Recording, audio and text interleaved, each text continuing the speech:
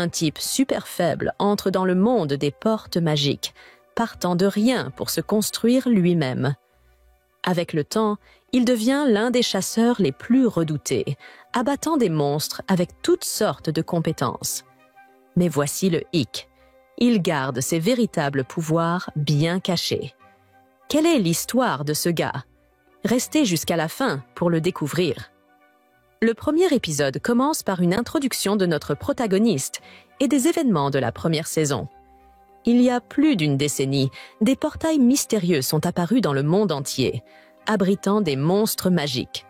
Les humains qui ont éveillé la capacité de combattre ces monstres ont été appelés des chasseurs. Leur lutte contre les créatures a été implacable. L'un des premiers chasseurs était Sung Jin Woo, un chasseur de rang inférieur qui peinait à subvenir aux besoins de sa mère malade et de sa sœur étudiante. Malgré sa faiblesse, la vie de Sung a changé lorsqu'il a découvert un double donjon.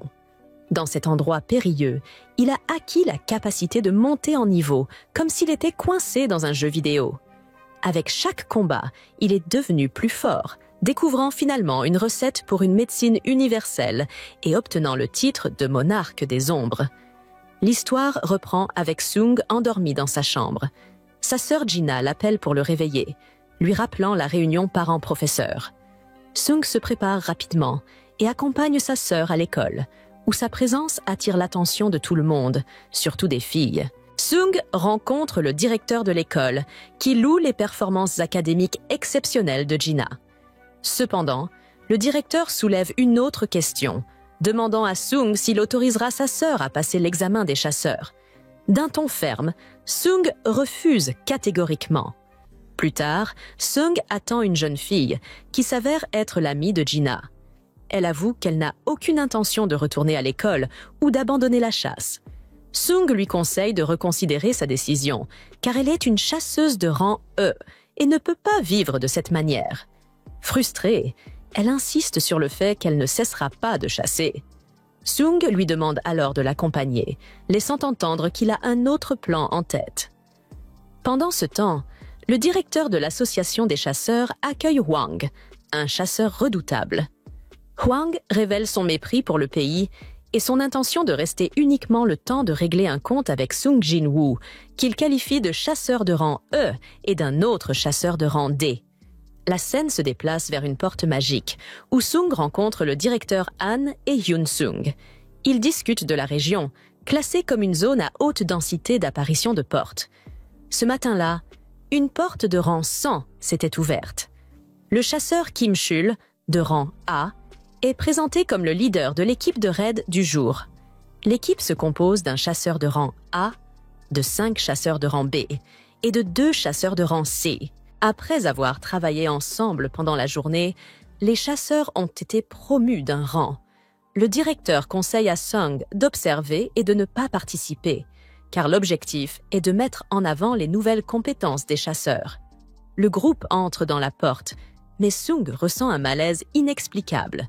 Soudain, la porte se transforme en une porte rouge, attirant Sung et les chasseurs à l'intérieur. Ils se retrouvent dans un royaume glacé et isolé. Déconcerté, l'un d'eux explique qu'une porte rouge est un phénomène rare qui piège ceux qui y entrent dans un donjon isolé. La seule issue est de vaincre le boss du donjon ou de briser le sceau. Toute aide extérieure est impossible et les monstres magiques à l'intérieur sont bien plus puissants que d'ordinaire. À ce moment, l'un des chasseurs est tué et Sung échappe de justesse à la mort lorsqu'une flèche est déviée à la dernière seconde. Les assaillants se révèlent être des gobelins de glace, des chasseurs d'élite du royaume gelé qui ciblent leur proie avec une précision redoutable. Le chef du groupe s'avance alors, s'adressant aux chasseurs. Écoutez attentivement. Cette porte rouge est isolée de toute aide extérieure et nous affronterons des ennemis de rang extrêmement élevés. Dans une telle situation, je m'attends à ce que vous suiviez mes ordres sans poser de questions, car je suis le plus haut gradé parmi nous. Cependant, je ne peux pas diriger tout le groupe seul, donc nous allons nous diviser en 2 équipes pour augmenter nos chances de survie. Il les rassure d'un ton déterminé. Je vous promets, quoi qu'il en coûte, que je ferai tout ce qui est en mon pouvoir pour assurer notre survie. » Plusieurs chasseurs se portent immédiatement volontaires pour rejoindre son équipe, mais le chef fixe une condition. « Je n'accepterai que ceux classés rang C ou supérieur. » De plus, gardez à l'esprit qu'un jour, ici, équivaut à seulement 1 heure dans le monde extérieur. Que nous vainquions le boss du donjon, ou que nous attendions que le sceau se brise, ne perdez pas espoir et ne baissez jamais les bras. Restez forts, et nous reviendrons tous vivants, si Dieu le veut. À ce moment, une combattante s'avance, demandant à rejoindre la deuxième équipe. Le chef lui permet, disant qu'elle est libre de faire ce qu'elle veut. Après tout, elle n'est qu'un simple membre de l'équipe. En observant Sung Jin-woo, la jeune femme pense en elle-même « Sung doit être incroyablement puissant. Il doit être au moins un chasseur de rang A. Je dois rejoindre son équipe. » Le groupe se met en route, et alors qu'ils avancent dans le paysage glacé, le chef s'arrête brusquement et avertit « Ce sont des traces d'un ours des glaces. Soyez extrêmement prudents. » La tension monte alors que les chasseurs se préparent au défi à venir, sachant que leur survie dépendra de leur unité, de leur stratégie et de leur volonté. Ces 2 chasseurs de rang E risquent fort de trouver la mort, pensa le commandant. Il est évident qu'ils ne se sont pas suffisamment entraînés non plus. Il réfléchit ensuite au fait qu'ils avaient un chasseur de rang C et Pak Hye-jin, un rang B, mais ne comprenait pas pourquoi il avait supposé que le chasseur de rang E était leur chef. Il imagina alors une méthode en 2 étapes pour le découvrir, impliquant ceux-ci et l'empereur. Soudain, un ours géant apparut. Le commandant les avertit à plusieurs reprises, les exhortant à se concentrer sur leur survie. L'ours chargea sur le commandant, tentant de le tuer, mais celui-ci le frappa d'un seul coup, le tranchant en 2. L'ours s'effondra au sol, mais derrière lui, 2 ours furieux émergèrent. Ils l'attaquèrent également. Les ours semblèrent soigner entre eux, et bientôt, le groupe se retrouva en fuite vers le train. Ils l'attaquèrent encore. À ce moment, Sung et ses compagnons apparurent, alertés par un bruit lointain. Ils réalisèrent que toute la forêt était un repère d'ours des glaces et décidèrent de battre en retraite avant d'en croiser davantage. Cependant, Sung refusa de partir, argumentant que tant qu'il restait prudent, rester dans la forêt était préférable à affronter un ennemi intelligent, comme les elfes des glaces. La combattante réfléchit à ces paroles et les trouva justes. Si les ours des glaces habitaient cette forêt, cela signifiait qu'il n'y avait pas de monstre plus fort dans les environs. Elle n'avait pas envisagé ces détails auparavant. Soudain, ils ressentirent un froid intense, ce qui poussa Sung à ouvrir sa boîte à outils. Il trouva des manteaux pour chacun d'eux et les distribua. Ses compagnons furent choqués de découvrir qu'il utilisait de la magie d'invocation, car même les chasseurs de haut rang peinaient à stocker plus de 2 ou 3 objets de bas niveau. Ils commencèrent à se demander qui était réellement Sung. À ce moment-là, un autre ours massif apparut. Sung s'avança pour protéger ses amis. Avec la magie émanant des 2 camps, les ours gigantesques se réunirent pour une attaque massive en forme de prison. Sung en réchappa. La scène se déplaça vers le monde humain, où Bak frappait à la porte rouge, essayant de l'ouvrir, mais celle-ci restait fermée. Il remarqua qu'avec un peu de chance, seul un chasseur de rang A et quelques chasseurs de rang B pourraient en sortir. Il n'avait d'autre choix que de compter sur le chasseur Kim. Yeon désigna un autre individu, Sung Jin-woo, un chasseur de rang E qui aurait peut-être subi un second éveil. Bak lui demanda s'il en était sûr, mais Yoon admit qu'il n'en était pas certain. Ce n'était qu'une rumeur qu'il avait entendue. À ce moment-là, Hwang apparut et demanda ce qu'il faisait là.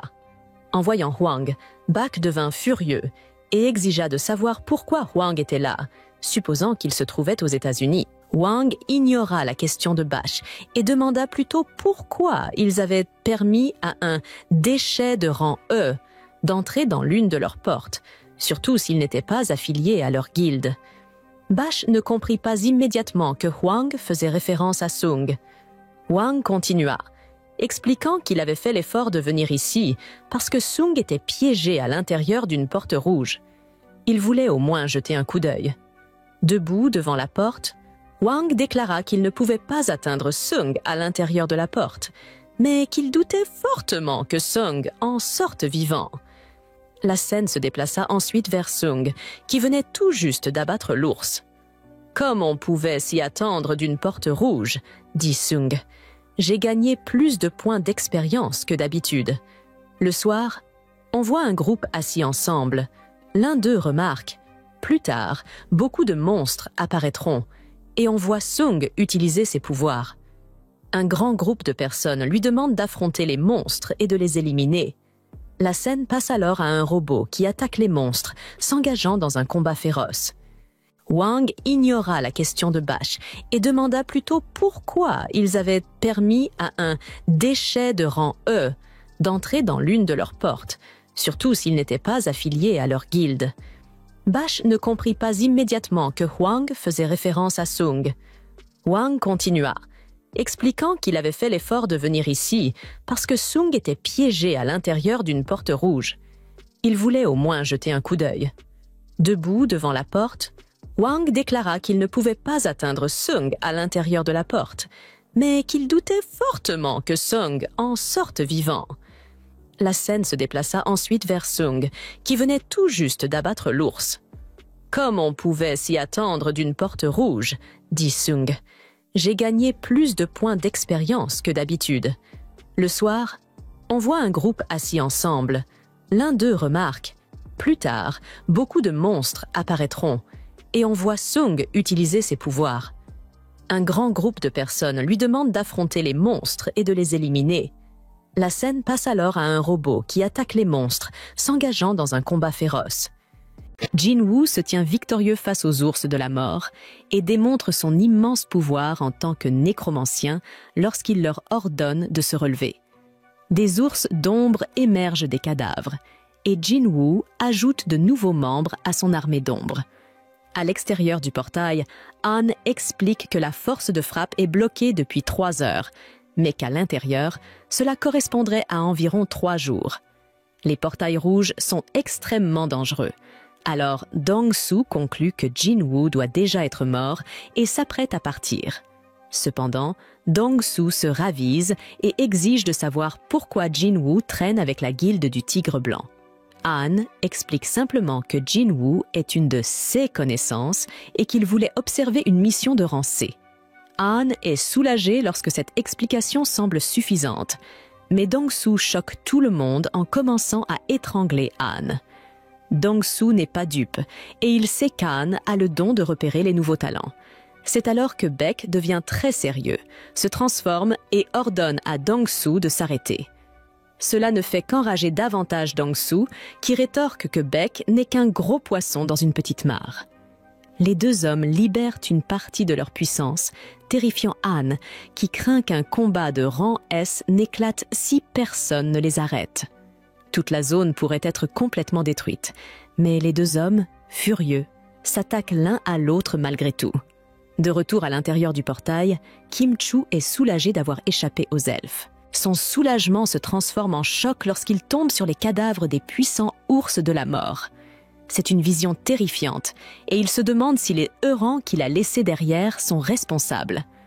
Tremblant de peur, il réalise que Jinwoo et les autres n'étaient pas assez forts pour accomplir cela. Kim Chu craint que les couches de glace ne soient à l'origine de cela, alors il court à travers la forêt. De retour à l'extérieur, Dong-Su est impressionné en voyant que Wu est apparemment suffisamment puissant pour arrêter un combat de rang S. Le modeste Wu dit que la seule raison pour laquelle S et Bra sont encore intacts, c'est parce que les deux chasseurs ont retenu leur puissance à la dernière seconde. Wu explique à Dong-Su qu'il a réévalué Jinwoo il y a 2 mois et il est certain que ce gamin est vraiment juste un U-rank. De plus, l'équipe de surveillance a enquêté sur la mort du frère de Jinwoo et il détermine qu'il a été éliminé par une bête magique. Dong-Su sait que c'est juste une histoire pour le public et il déduit que si le tueur n'est pas Jinwoo, cela doit être l'autre gars, le gamin riche nommé Yu. Wu veut savoir pourquoi il poursuit Jinwoo, si tel est le cas, mais la réponse de Dong-Su est simple. Jinwoo est un complice. À ce moment-là, Dong-soo est appelé ailleurs et il dit que Jin-woo a de la chance. Ah-on pense à la manière dont personne ne comprend le pouvoir de Jin-woo comme lui et il est certain que Jin-woo survivra au portail rouge. À l'intérieur, les autres membres du groupe de Jin-woo sont assis près d'un feu, mais Kim-chu les a retrouvés. Il est furieux de constater que des faibles comme eux ont non seulement survécu, mais qu'ils prospèrent avec des vêtements adaptés au froid, des couvertures et de la nourriture. Furieux, Kim-chu les confronte et révèle que son groupe est mort faute d'équipement. Perdant complètement la raison, il exige de savoir qui cachait tout ce matériel, accusant les survivants d'être responsables de la mort de ses coéquipiers. Il arrive à la conclusion que Park devait tout savoir depuis le début, ce qui expliquerait pourquoi elle voulait rejoindre le groupe des plus faibles. Kim-chu ordonne à la personne responsable de se dénoncer, comptant à rebours à partir de 3, menaçant d'éliminer tout le monde s'il n'obtient pas de réponse. Lorsqu'il termine son compte à rebours sans qu'aucun aveu ne soit fait, il croit déjà savoir qui est derrière tout cela. Il hurle le nom de Jin-woo et s'apprête à attaquer tout le monde, mais Jin-woo surgit de nulle part pour le terrasser instantanément. Tout le monde est stupéfait de voir leur leader, et Jin-woo ne peut pas croire que Kim-chu ose blâmer les autres pour l'échec de son équipe. Cependant, ce n'est pas la seule erreur de Kim-chu, car Jin-woo détecte qu'il a attiré encore plus de problèmes. Jin-woo s'adresse aux intrus en disant que leur aura est bien trop forte pour ne pas être remarquée, et il leur ordonne de révéler leur présence. Les elfes de glace obéissent et se montrent. Leur chef est surpris de constater qu'un des humains insignifiants semble réellement puissant. Jin-woo réplique immédiatement, mais tout le monde reste stupéfait de constater qu'il parle la langue des bêtes magiques. Jin-woo est également surpris, mais il en déduit que c'est grâce à son système de triche. Le chef elfe explique alors la raison de leur présence. L'un de ses soldats a perçu la puissance de Jin-woo lorsqu'il a arrêté la flèche et souhaite l'affronter. Cependant, avant même que le chef ne termine sa phrase, Jin-woo décapite le challenger d'un coup net. Le chef, loin d'être en colère, est très amusé, mais Jin-woo reste impassible et attaque immédiatement le leader. Ce dernier se défend habilement, et Jin-woo comprend rapidement qu'il ne sera pas facile à vaincre. L'amusement du chef persiste, et il affirme que Jin-woo n'est pas humain, tout en se demandant pourquoi il prétend l'être. Jin-woo n'a aucune idée de ce dont il parle, ce qui amuse encore plus le chef. Cela signifie, selon lui, que Jin-woo est ignorant de quelque chose. Le chef révèle que les elfes entendent une voix dans leur tête, leur ordonnant de tuer les humains. Toutefois, cette voix reste silencieuse en présence de Jin-woo. Cela intrigue Jin-woo, qui commence à se demander si cela est lié à son système de directives. Le fait que cette voix ne les pousse pas à s'opposer à lui pourrait être dû au statut de Jin-woo en tant que joueur. Le chef propose alors de régler les choses de manière raisonnable, en encourageant Jin-woo à simplement leur livrer les humains. Jin-woo demande pourquoi ils combattent les humains, mais un événement étrange se produit alors que le chef commence à répondre. Son corps bug brièvement, comme une image déformée, et il répète mot pour mot ce qu'il venait de dire quelques secondes auparavant. Jin-woo riposte avec une réponse, mais tout le monde est surpris de voir qu'il peut parler la langue de la bête magique. Jin-woo est lui-même surpris, mais il conclut que son système tricheur est à l'origine de cette capacité. Le chef elfe explique alors pourquoi ils sont ici. L'un de ces hommes a pu sentir la puissance de Jin-woo lorsqu'il a arrêté la flèche, et il souhaite le combattre. Avant même que le chef ne puisse terminer sa phrase, cependant, Jin-woo tranche la tête du challenger. Le chef est très amusé, mais Jin-woo ne l'est pas. Alors il passe immédiatement à l'attaque contre le chef. Ce dernier se défend bien, et Jin-woo sait que ce ne sera pas facile de le vaincre. L'amusement du chef continue alors qu'il déclare que Jin-woo n'est pas humain et se demande pourquoi il prétend l'être. Jin-woo n'a pas la moindre idée de ce dont il parle. Alors le chef éclate de rire en réalisant que Jin-woo est ignorant. Il révèle que les elfes ont une voix dans leur tête leur ordonnant de tuer les humains, sauf qu'ils ne l'entendent pas lorsqu'il s'agit de Jin-woo. Cela pousse Jin-Woo à se demander si cela ressemble à ses directives de système. Le fait que la voix ne les dirige pas contre lui pourrait venir du fait que Jin-Woo est le joueur. Le chef révèle qu'il préférerait régler les choses de manière sensée et invite Jin-Woo à remettre les humains sans résistance. Jin-Woo demande alors pourquoi ils s'en prennent aux humains en premier lieu, mais quelque chose d'étrange se produit lorsque le chef commence à répondre. Son corps se fige un instant et il répète ce qu'il a dit une seconde auparavant. Les deux guerriers se lancent alors l'un contre l'autre et Barca montre sa domination. Cependant, il est surpris lorsque Jin-Woo téléporte sa lame dans son autre main. Les deux évitent de justesse les attaques de l'autre, mais Jin-Woo finit par être repoussé. Barca n'avait pas pris autant de plaisir à un combat depuis longtemps, mais Jin-Woo a encore plus à lui offrir. Jin-Woo laisse échapper un sourire, et Barca est stupéfait lorsqu'un gigantesque météore s'abat sur lui. Non loin de là, Kim-Chu reprend conscience et se souvient à peine de la façon dont il a été écrasé. Il maudit à nouveau Jin-Woo et saisit son épée. Jin-Woo a réussi à gagner du temps avec ses soldats magiques, mais Barca n'est pas impressionné et se prépare à attaquer à nouveau. À ce moment-là, Jin-Woo remarque que Kim-Chu arrive par derrière. Il avait en réalité prédit que cela se produirait, donc avec Barca qui approche rapidement, Jin-Woo demande à Ygritte de créer un écran de fumée. Tout en restant caché, Jin-Woo contrôle la vie d'Ygritte et de Kim-Chu.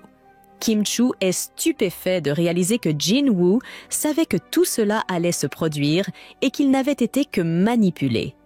Avec la mort de Kim-Chu, Jin-Woo lui ordonne de se relever et une explosion de lumière surgit de son corps. Barca continue de charger et il dit à Jin-Woo que se cacher ne le sauvera pas. Il est stupéfait cependant lorsqu'un nouveau soldat apparaît pour le repousser. Jin-Woo nomme son nouveau membre, Fer, et le soldat pousse un cri perçant. Barca est prêt à relever tous les défis et après quelques secondes de combat, il peut dire que Fer n'est pas très agile. Jin-Woo refuse, ce qui pousse le chef à se demander s'il a vraiment l'intention de se faire des ennemis aussi puissants.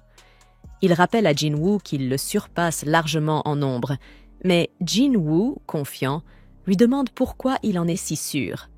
Sans attendre, Jin-Woo invoque son armée, laissant les autres abasourdis, incapables de comprendre comment cela est possible.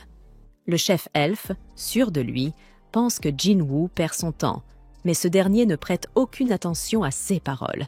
Il veut un combat, et le chef accepte le défi. Les deux camps se lancent dans une bataille sanglante, tandis que certains essaient de fuir. Les soldats elfes les prennent en chasse, mais Jin-Woo démontre son incroyable maîtrise du combat en les éliminant un par un. Malheureusement, il comprend vite pourquoi le chef était si confiant. Les elfes infligent des dégâts considérables. L'armée de Jin-Woo est immortelle, mais sa régénération consomme de l'énergie magique. Même si Jin-Woo en possède beaucoup, elle finira par s'épuiser. De plus, Jin-Woo reconnaît que le chef est clairement plus fort que lui. Le chef l'attaque directement et Jin-Woo réalise que, même s'il combattait aux côtés d'Ygritte, ce serait une lutte extrêmement difficile. Face à ces désavantages, il devient évident que des soldats ordinaires ne suffiront pas. Jin-Woo décide qu'il lui faut une force de combat encore plus puissante. Le chef se présente sous le nom de Barca et Jin-Woo, impassible, lui donne également le sien. Les deux guerriers se lancent l'un contre l'autre et Barca démontre rapidement sa supériorité. Cependant, il est surpris lorsque Jin-Woo téléporte sa lame dans sa main opposée. Les deux combattants évitent de justesse les attaques de l'autre, mais Jin-Woo finit par être repoussé. Barca, ravi, admet qu'il n'a pas eu un combat aussi exaltant depuis des lustres, mais Jin-Woo a encore bien plus à offrir. Avec un sourire énigmatique, Jin-Woo surprend tout le monde lorsqu'un météore géant s'abat sur Barca. Non loin de là, Kim-Chu reprend conscience, à peine capable de se souvenir de sa défaite cuisante. Furieux, il maudit une fois de plus Jin-Woo et s'empare de son épée. Jin-Woo a réussi à gagner du temps grâce à ses soldats magiques, mais cela ne fait qu'irriter Barca, qui lance une nouvelle attaque. À cet instant, Jin-woo remarque que Kim-Chu s'approche par derrière. Comme prévu, Jin-woo avait anticipé cette situation et ordonne à Igris de créer un écran de fumée. Caché dans la fumée, Jin-woo s'associe à Igris pour éliminer Kim-Chu. Kim-Chu est stupéfait de réaliser que Jin-woo avait tout planifié et qu'il n'était qu'un pion dans son jeu. Avec Kim-Chu désormais mort, Jin-woo prononce les mots fatidiques. « Lève-toi ». Une lumière éclatante jaillit du corps de Kim-Chu. Pendant ce temps, Barka continue de charger, affirmant que ce cachet ne sauvera pas Jin-woo. Il est toutefois abasourdi lorsque Baek refuse de partir. Mais lui et Han sont stupéfaits lorsque des personnes commencent à sortir du portail. Baek est certain que c'est Kim-Chu, convaincu que son membre de guilde réussirait à accomplir la mission.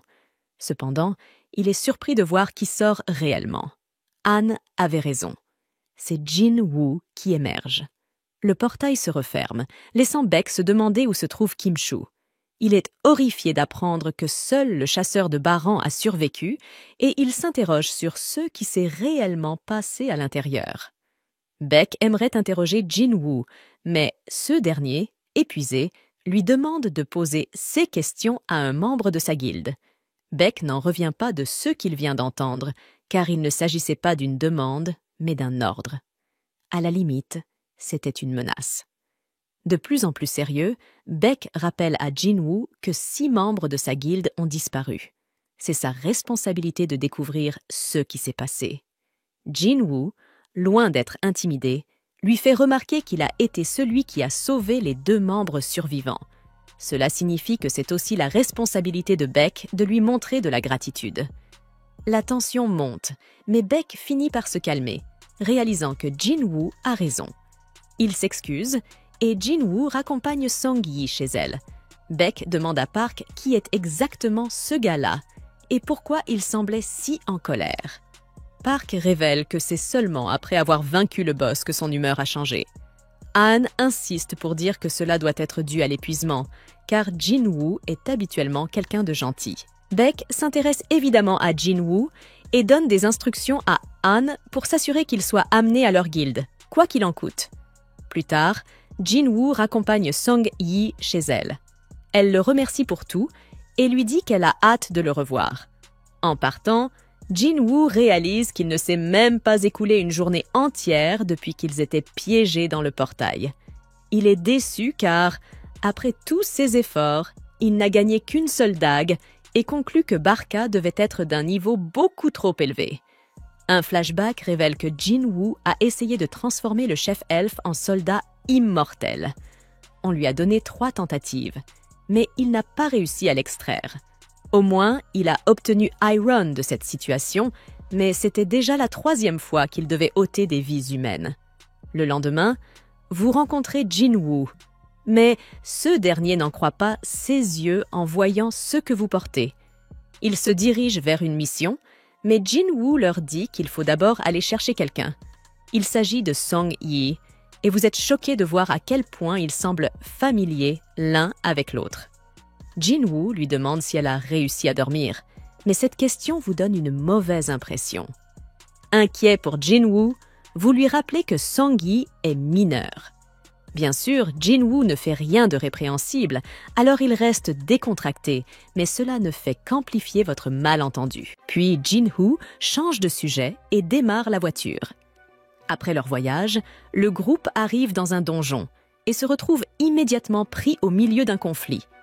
Jin-woo, au lieu de rejoindre la bataille, est captivé par les silhouettes spectrales qui combattent les ogres. Il demande à Jin-woo ce que sont ces créatures, et le protagoniste se rend compte qu'il en avait déjà parlé à son partenaire auparavant. Sans entrer dans les détails, il répond simplement que c'est l'une de ses capacités. Insatisfait, Yu veut savoir s'il peut invoquer des soldats fantomatiques, mais Jin-woo estime que c'est trop complexe à expliquer pour le moment et change de sujet.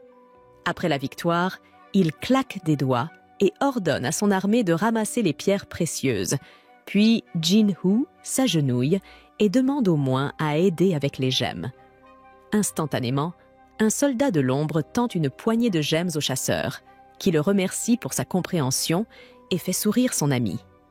Pendant ce temps, sur un bateau échoué, un guerrier crie de désespoir, tandis qu'un homme lui dit de ne pas crier et de rester calme, expliquant que les autres qui sont tombés ne sont que évanouis.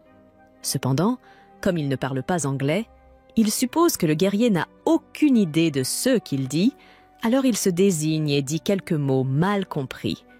De retour parmi les chasseurs, il se dirige vers un restaurant après l'expédition pour savourer de la viande et une boisson, célébrant l'accomplissement de l'Addix-9 émission de Jin-Woo sous contrat avec Eugene-Woo. Selon le lièvre, cela aurait été impossible sans son camarade. Jin-Woo demande quelle est la prochaine étape pour son ami, et il explique qu'il va passer un examen écrit dans une association pour obtenir une licence de maître de guilde et utiliser cette licence pour négocier avec son père. Pendant ce temps, Jin-Woo mentionne qu'il sera hors de contact pendant un certain temps, car il doit se rendre dans un endroit particulier. Après cela, Jin-Woo tourne son verre et anticipe qu'on devrait lui dire de se taire s'il devient agaçant. Il révèle alors qu'il a un frère de Tennant son aîné qui ne l'aime pas. Les deux n'ont jamais passé de temps ensemble comme de vrais frères. D'un autre côté, Jin-Woo a sauvé la vie de Jin-Woo et a accepté sa demande. Autrement dit, le lièvre baisse la tête et confesse qu'il souhaiterait que son ami soit son frère. Lorsque ces mots sont prononcés, un silence gêné enveloppe la pièce et Jin-Woo garde la tête baissée jusqu'à ce que Jin-Woo serve son camarade et réponde qu'à partir de maintenant, ils sont frères. En entendant ces mots, Jin-Woo retient ses larmes, tourne un autre verre de boisson et propose presque de force plus de viande à son nouveau frère. Jin-Woo lui demande s'il est ivre, mais il insiste sur le fait qu'il est sobre. Pendant ce temps, l'homme qui avait agressé les autres sur le bateau échoué est retrouvé en prison et menotté. Selon les autorités responsables de l'arrestation, cet homme se présente comme un chasseur étranger qui a été piégé dans un portail il y a 10 ans et n'a jamais réussi à en sortir jusqu'à ce qu'il arrive aux États-Unis. Comme il ne parle pas anglais, l'interrogatoire du suspect doit être mené avec un traducteur présent. Pour l'instant, on pense que ce prisonnier est une bête humaine éveillée. C'est pourquoi les autorités ont demandé l'aide d'un chasseur de rang S de Washington, qui est un compatriote du suspect. Ce chasseur s'appelle Wang Dong-soo, et l'enquête se poursuivra dès qu'il sera de retour aux États-Unis. D'ailleurs, l'un des agents a demandé le nom du prisonnier, et un autre, peinant à le prononcer, dit que son nom est Sung Il-won. De retour chez lui, prêt à repartir, Sung Il-won dit à sa sœur qu'il sera absent pendant 1 mois avec un ami, et elle lui demande depuis quand il a une petite amie et pourquoi il ne l'a même pas dit à sa petite sœur. Dans la scène suivante, le garçon revient dans un endroit où il était allé il y a quelque temps. Aux alentours du niveau 20, il fait face à Cerbère dans le château démoniaque et n'a pas pu finir le travail. Mais maintenant qu'il a triplé de niveau, il sent qu'il a une chance. Alors il ouvre la porte du donjon avec la clé appropriée et s'y précipite. Dès qu'il entre, il reçoit pour mission de collecter 10 000 âmes démoniaques, ce qui fait suer le jeune homme à cause de la quantité absurde, mais comme il est revenu au château à la recherche de l'élixir de vie, que ce soit 10 ou 5 000, Jin-Woo abattra chacune d'elles. Pendant ce temps, alors qu'il soumet son CV à son père, Yoo Jin-Woo demande que la guilde lui soit transmise. Le vieil homme se souvient que Jin-Sung, son fils aîné, avait une autre idée pour cette guilde, mais Jin-Woo soutient que ce plan consistant à mettre quelqu'un de l'extérieur à la tête est trop risqué pour l'entreprise. Cela dit, son père mentionne que c'est Jin-Woo-sung qui a été impliqué dans la tragédie du donjon où le groupe de Wang Dong-suk a été éliminé, et dans la mort des prisonniers du département de supervision. Pourtant, cet homme reste libre et impuni pour ses actions, et c'est lui qui a participé à littéralement toutes les expéditions de Jin-Woo vers les portails. Lors du récent incident du portail rouge de la guilde du Tigre Blanc, il y a quelques jours, on a dit que le fils de Sung Il-won était responsable de l'évacuation sécurisée des survivants. Ainsi, le père de Jin-Woo imagine que son fils a réussi à obtenir la licence de maître de guilde en grande partie grâce à l'aide de Jin-Woo. C'est pourquoi il se demande si le fils se sent capable de diriger une guilde en sachant cela. Cependant, Même après avoir entendu tout ce que son père a dit, le garçon insiste pour dire qu'il aimerait avoir la guilde Eugene. Ainsi, l'homme d'affaires puissant donne à son fils une chance, mais avec une condition. D'après ce qu'il a entendu, le Tigre Blanc souhaite recruter Jin-Woo Song après l'incident du portail rouge, et Jin-Woo doit le conduire à la guilde Eugene avant que cela n'arrive. À propos de lui, Jin-Woo n'a pas pu extraire les âmes des démons morts car leur mana est contaminé, ce qui est dommage puisqu'il avait empilé des centaines d'âmes. Cependant, le chasseur reçoit une autorisation écrite pour entrer au 2e étage, puis une lumière immense, probablement le point de téléportation, émane d'un endroit spécifique du donjon, qui, comme le commente Jin-Woo, est gigantesque, presque comme une ville entière dans un seul bâtiment. Marcher pourrait fatiguer le chasseur, alors il invoque le leader des ours de glace pour servir de monture. À peine monté sur l'animal, une horde de démons apparaît devant lui, mais l'ours charge et ouvre la voie vers leur destination. À cause de ce mouvement, Jin-Woo nomme l'ours Tank. Pendant ce temps, nous nous rendons à l'association des chasseurs, une structure massive équipée de salles de sport et de piscines. Parmi quelques filles nageant, Chat Hat émerge de l'eau, attirant l'attention des autres par sa beauté. Cependant, tout ce à quoi elle peut penser est un incident qui s'est produit une fois. Lors d'une réunion avec le maître Choi Jong-in, elle avait voulu rendre publique l'information sur les fourmis volantes, mais Choi avait répondu qu'il avait reçu un ordre de l'association, car il croyait que divulguer ce fait ne ferait qu'entraîner la panique parmi la population. Quoi qu'il en soit, il n'y a pas de raison de s'inquiéter. La priorité est d'augmenter le pouvoir de l'association pour en faire la plus grande guilde du pays et assumer les responsabilités qui en découlent. En revenant à Jin-Woo après avoir tué un autre démon, il réfléchit à sa peur lorsque ce donjon avait été classé S lorsqu'il avait obtenu la clé pour y entrer. Mais les démons qui y vivent semblent n'être que de rang B. Cependant, ils arrivent toujours en grand nombre, et plus l'humain avance, plus les monstres deviennent forts. Cependant, si Jin-Woo parvient à éliminer les démons porteurs des permis, il pourra continuer à monter étage après étage. Cela dit, si la structure du château démoniaque est la même que celle de la tour originale, il y a 100 étages et le chasseur peut à peine imaginer le niveau des démons qu'il rencontrera au dernier étage. Maintenant, plus important encore, il semble que Jin-Woo n'ait pas assez de nourriture pour une expédition aussi longue, en plus de la promesse qu'il a faite à Gina. Ainsi, tout comme lors de la bataille contre les démons, Jin-Woo court également contre le temps, mais au final, il atteint les 10 000 âmes fixées par la mission. Le jeune homme ne sait pas jusqu'où il pourra grimper dans ce donjon, mais quoi qu'il en soit, il continue d'avancer. Ce faisant, il rencontre le seigneur des étages inférieurs, un démon connu sous le nom de Volcan de la convoitise, qui garde le 50 et étage. Pendant ce temps, le manager Han Sang-min visite la maison de Jin-Woo avec Park Hee-jin pour tenter de le recruter pour le Tigre Blanc. Mais il trouve seulement sa sœur à la maison, qui dit que son frère est parti en voyage.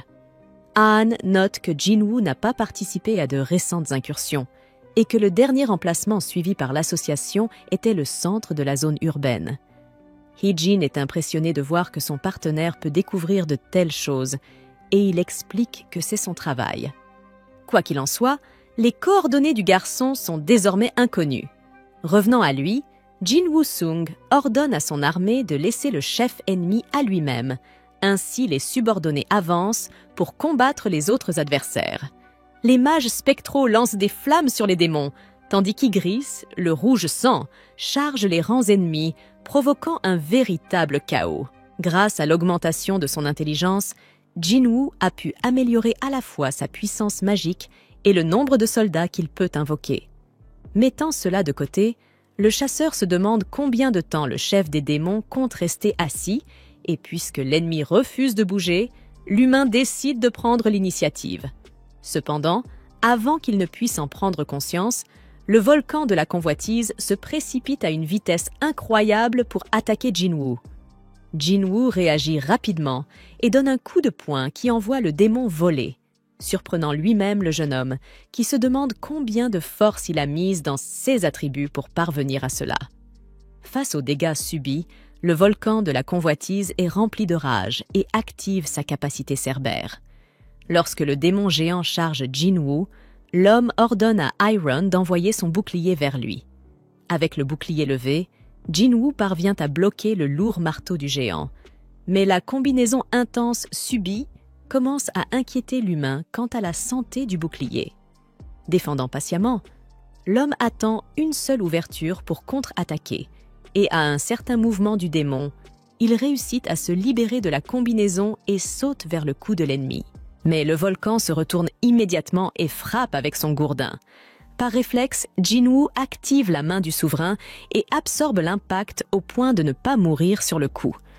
Après avoir évité la faim, Jinwoo se demande si ce monstre peut lire ses pensées, tout en imaginant que le seul endroit où il pourrait infliger des dégâts serait sa tête. Quoi qu'il en soit, il doit d'abord restreindre les mouvements agiles et indéchiffrables du géant. Alors Jinwoo utilise la rage du volcan de la convoitise pour l'attirer vers un bâtiment. Dès qu'il s'en approche, Jinwoo grimpe rapidement la structure, tandis que le démon ne peut s'arrêter et s'écrase contre elle.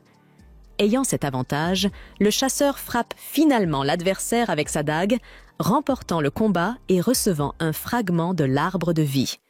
Pendant ce temps, Dong-soo arrive aux États-Unis pour interroger Sun Il-won. Mais le premier à poser des questions est l'interrogé. Il veut savoir combien d'humains connaissent l'existence des portails et des bêtes magiques, car tout cela n'est rien comparé à la pire force catastrophique qui s'est enfin éveillée. Et le but de Sun Il-won est d'empêcher qu'une catastrophe se produise. Ignorant celui qui se croit être juste une bête magique, Dong-soo demande au prisonnier s'il se souvient encore du nom de sa femme ou de l'un de ses 2 enfants. Alors l'homme répond que l'un de ses enfants s'appelle Jinwoo.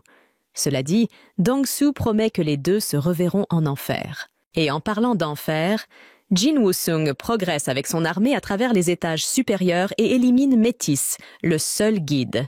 Retour à l'interrogatoire, les environs sont devenus des ruines. Selon les responsables impliqués dans l'affaire, c'est ce qui se produit lorsque 2 chasseurs de rang S entrent en conflit. En fait, ils ont eu de la chance de ne pas avoir été blessés, car Hwan Dong-soo a été vaincu en un clin d'œil. À ce moment-là, la nourriture de Jin-Woo-sung s'épuise enfin aux oies 75 et étages. Malgré ses lamentations, il reconnaît qu'il a obtenu de bons objets lors de l'expédition. Une boucle d'oreille portée par le boss du 50 et étage et un collier obtenu après avoir tué un squelette. De plus, le miroir de la convoitise sera assez utile pour ces mages spectraux et enfin, il a gagné une clé dont il n'est pas tout à fait sûr de ce qu'elle ouvre. Quoi qu'il en soit, la priorité de Jinwoo est de rassembler les 3 fragments de l'arbre de vie. Le premier qu'il a obtenu en éliminant le volcan de la convoitise. Le deuxième est l'eau de la forêt de l'écho, obtenue en tuant Métis. Ainsi, le dernier morceau reste pour que Jin-Woo-sung puisse sauver sa mère. Après avoir franchi le portail par lequel il est entré, Jinwoo consulte son inventaire où il trouve 2 matériaux nécessaires à la fabrication de l'élixir de vie. Il ne lui reste plus qu'à trouver le sang purifié du roi démon, mais pour obtenir cet objet, il doit être parfaitement préparé. Suite à son expédition dans le château des démons, le protagoniste a gagné plusieurs niveaux, mais officiellement, il est toujours classé E et ne peut donc pas participer à des missions au-delà de ce niveau. C'est pourquoi Jinwoo décide de réévaluer son rang. Le lendemain, au siège de l'association des chasseurs, Hyun Ki-chul est impatient de découvrir le type de talent qu'ils vont recruter aujourd'hui. En observant un homme en chemise violette parmi les candidats, il se doute qu'il est de rang C. Devant lui, l'individu semble être de rang O et cherche la personne suivante à évaluer. Ki-chul est surpris par ce qu'il voit et appelle immédiatement Buck pour l'informer que Hyun Ki-chul, le fils du directeur adjoint, est venu réévaluer son rang. En entendant cela, le patron descend précipitamment. De retour auprès du protagoniste, il entend l'homme à la chemise violette tenter de calmer l'autre candidat, arguant que, d'après ce qu'il a entendu, le processus d'évaluation est assez simple. En fait, l'autre candidat admet qu'il a besoin de l'argent qu'il pourrait gagner en tant que chasseur, afin de récupérer sa femme et sa fille qui l'ont quitté. Ensuite, l'homme en violet explique que tant que vous êtes évalué au rang D ou supérieur, la guilde vous offrira une invitation et tout ira bien. Autrement dit, tant que vous ne restez pas au rang E, vous pouvez en vivre. En entendant cette conversation, Jin-woo trouve ironique qu'il appartienne encore au niveau le plus bas et sourit légèrement. Peu après, le jeune homme est appelé pour une réévaluation et pose sa main sur le globe noir. Le professionnel surveillant le processus est surpris par un message d'erreur sur le système. Alors elle essaie de répéter la procédure, mais le même problème se reproduit. Le directeur entre dans la pièce pour demander ce qui se passe, et lorsque l'employé lui montre, il constate que ce n'est pas une panne mécanique. En fait, la machine est incapable d'évaluer ce chasseur, car son pouvoir magique dépasse ce qu'elle peut analyser. En d'autres termes, ce jeune homme est le 10 chasseur de rang dans l'histoire du pays. Pendant ce temps, Choi demande comment avance la recherche sur les fourmis volantes, et Jin Cheol rapporte que le département a effectué une autopsie comparant la structure interne et le pouvoir magique résiduel de l'ancien spécimen avec celui-ci, mais qu'il faudra encore du temps pour obtenir des conclusions. Puis, Choi mentionne qu'il a entendu parler de l'incident du portail rouge et que la guilde du Tigre Blanc a permis à une personne extérieure de participer à ce raid et même de vaincre le boss. Le maître veut savoir qui est cette personne. Alors, Genshel explique qu'il était présent le dernier jour de l'incident, mais qu'il n'est pas resté jusqu'à la fin jusqu'à ce qu'ils ne connaissent pas beaucoup de détails. Choi répond qu'il est dommage, dans les commentaires, que la salle soit bruyante. Genshel pense qu'il s'agit de l'évaluation des éveillés, mais décide de vérifier au CIAS où. Avant que le manager ne parte, le maître de guilde souligne qu'il est curieux et qu'il accompagnera son collègue. Dans la salle, tout le monde n'en revient pas qu'un chasseur devant eux ne puisse pas être évalué par la machine du quartier général. Lorsque la nouvelle se répand, toute la foule est rivée sur Jin-woo, qui s'entretient avec le directeur. Ce dernier demande au jeune homme de revenir dans 3 jours pour tenter à nouveau l'évaluation. Au milieu de tout cela, Genshel se dit que tout se passe exactement comme Han l'avait prévu. À ce moment-là, maître Choi Jong-in entre dans la salle et attire l'attention des personnes présentes. D'après Jin-woo, ce type est le summum des mages de type feu, connu sous le nom de chasseur suprême. De même, Choi évalue le jeune homme avec la quantité folle de mana qui enveloppe son corps et conclut qu'il est la raison d'une telle agitation. Au passage, Jin-woo commence à se diriger vers le représentant de l'association de la guilde, qui lui demande si le jeune homme a rejoint un quelconque clan et s'ils peuvent en parler. Cependant, Jin-woo ignore complètement le maître et sort. Embarrassé, Choi demande à Genshel s'il a déjà dit à Jin-woo qui il était et le manager confirme. Ainsi, le maître commence à croire qu'il n'est pas tout à fait comme ça. À ce moment-là, Baek arrive en courant, et Choi suppose que le président du White Tiger et Person est apparu à cause de ce gamin. Ainsi, il présume que Jin-woo est responsable de la conquête du portail rouge. De même, en voyant maître Choi passer sans rien dire, Baek se rend compte qu'il vient de découvrir la vérité.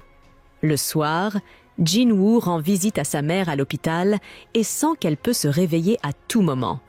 C'est pourquoi, bien qu'elle soit inconsciente, le fils demande à une femme de l'attendre encore un peu. En sortant de la chambre, Genshel attend Jin-woo, disant que le jeune homme lui a fait réaliser à quel point il était aveugle. L'équipe de surveillance a pour mission d'observer les chasseurs et de punir ceux qui enfreignent la loi. Habituellement, Genshel se fie à son propre jugement, mais tout semble bouleversé. Peu intéressé par la conversation, Jin-woo demande s'il a vraiment besoin d'être surveillé et le directeur explique que oui, mais pas en tant que criminel. En fait, la surveillance est la seule équipe capable de résoudre les incidents avec les chasseurs, mais lorsqu'il s'agit d'un rang S, même eux ne peuvent pas faire grand-chose. Cela dit, l'homme informe que quelqu'un veut rencontrer Jin-woo. À ce moment-là, Jin revient, tandis que Go Gun-hee émerge de l'ombre avec un sourire amical sur le visage, se présentant comme le président de l'association des chasseurs. Tout d'abord, il félicite le jeune homme d'avoir atteint le rang S, car lorsque la machine rencontre ce problème, cela signifie que le chasseur a atteint le niveau ultime. Néanmoins, ils demandent au garçon de revenir dans 3 jours afin de rester en contact avec un chasseur aussi talentueux, puisque la guilde de Gunhee ne peut pas rivaliser avec les plus grandes en termes de rémunération ou de renommée. Par exemple, Woo Jin-chul est l'un des meilleurs chasseurs qu'ils aient, mais il reste néanmoins au rang A.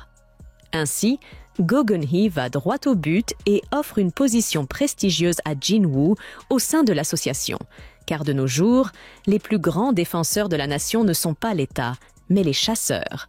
Son corps est composé des 5 plus grandes guildes, qui ne sont presque jamais en paix les unes avec les autres.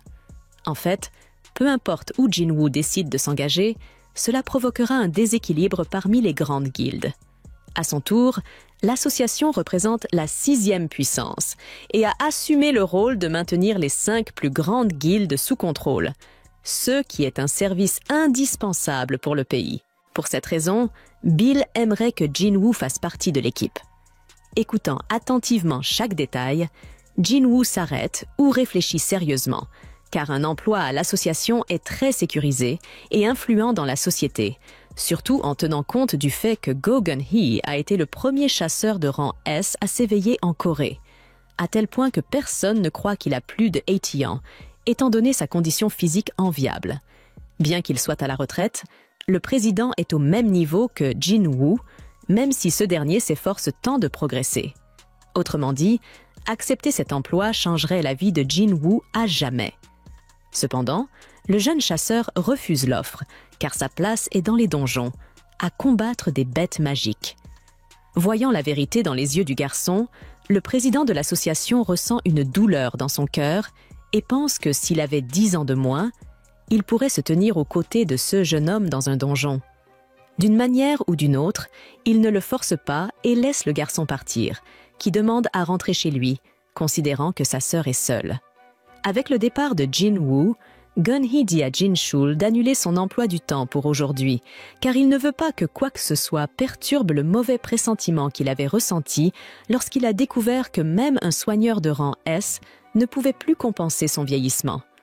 Avec cela en tête, il invite son ami à boire un verre. Sur le chemin du retour, Jin-woo remarque que l'association gère principalement des donjons de rang D et E et qu'il doit progresser aussi vite que possible pour pouvoir guérir sa mère. Le lendemain matin, Dong-soo se réveille complètement brisé dans un lit d'hôpital. Malgré l'état terrible de l'homme, un individu arrive en demandant si le fils d'Il-won est réellement une bête magique. À ce sujet, Dong-soo n'a aucun doute. Une fois cela expliqué, l'autre homme avertit que les centres de commandement poursuivent cet homme, mais ils pensent qu'ils ne pourront pas attraper quelqu'un que même Dong-soo n'a pas réussi à maîtriser.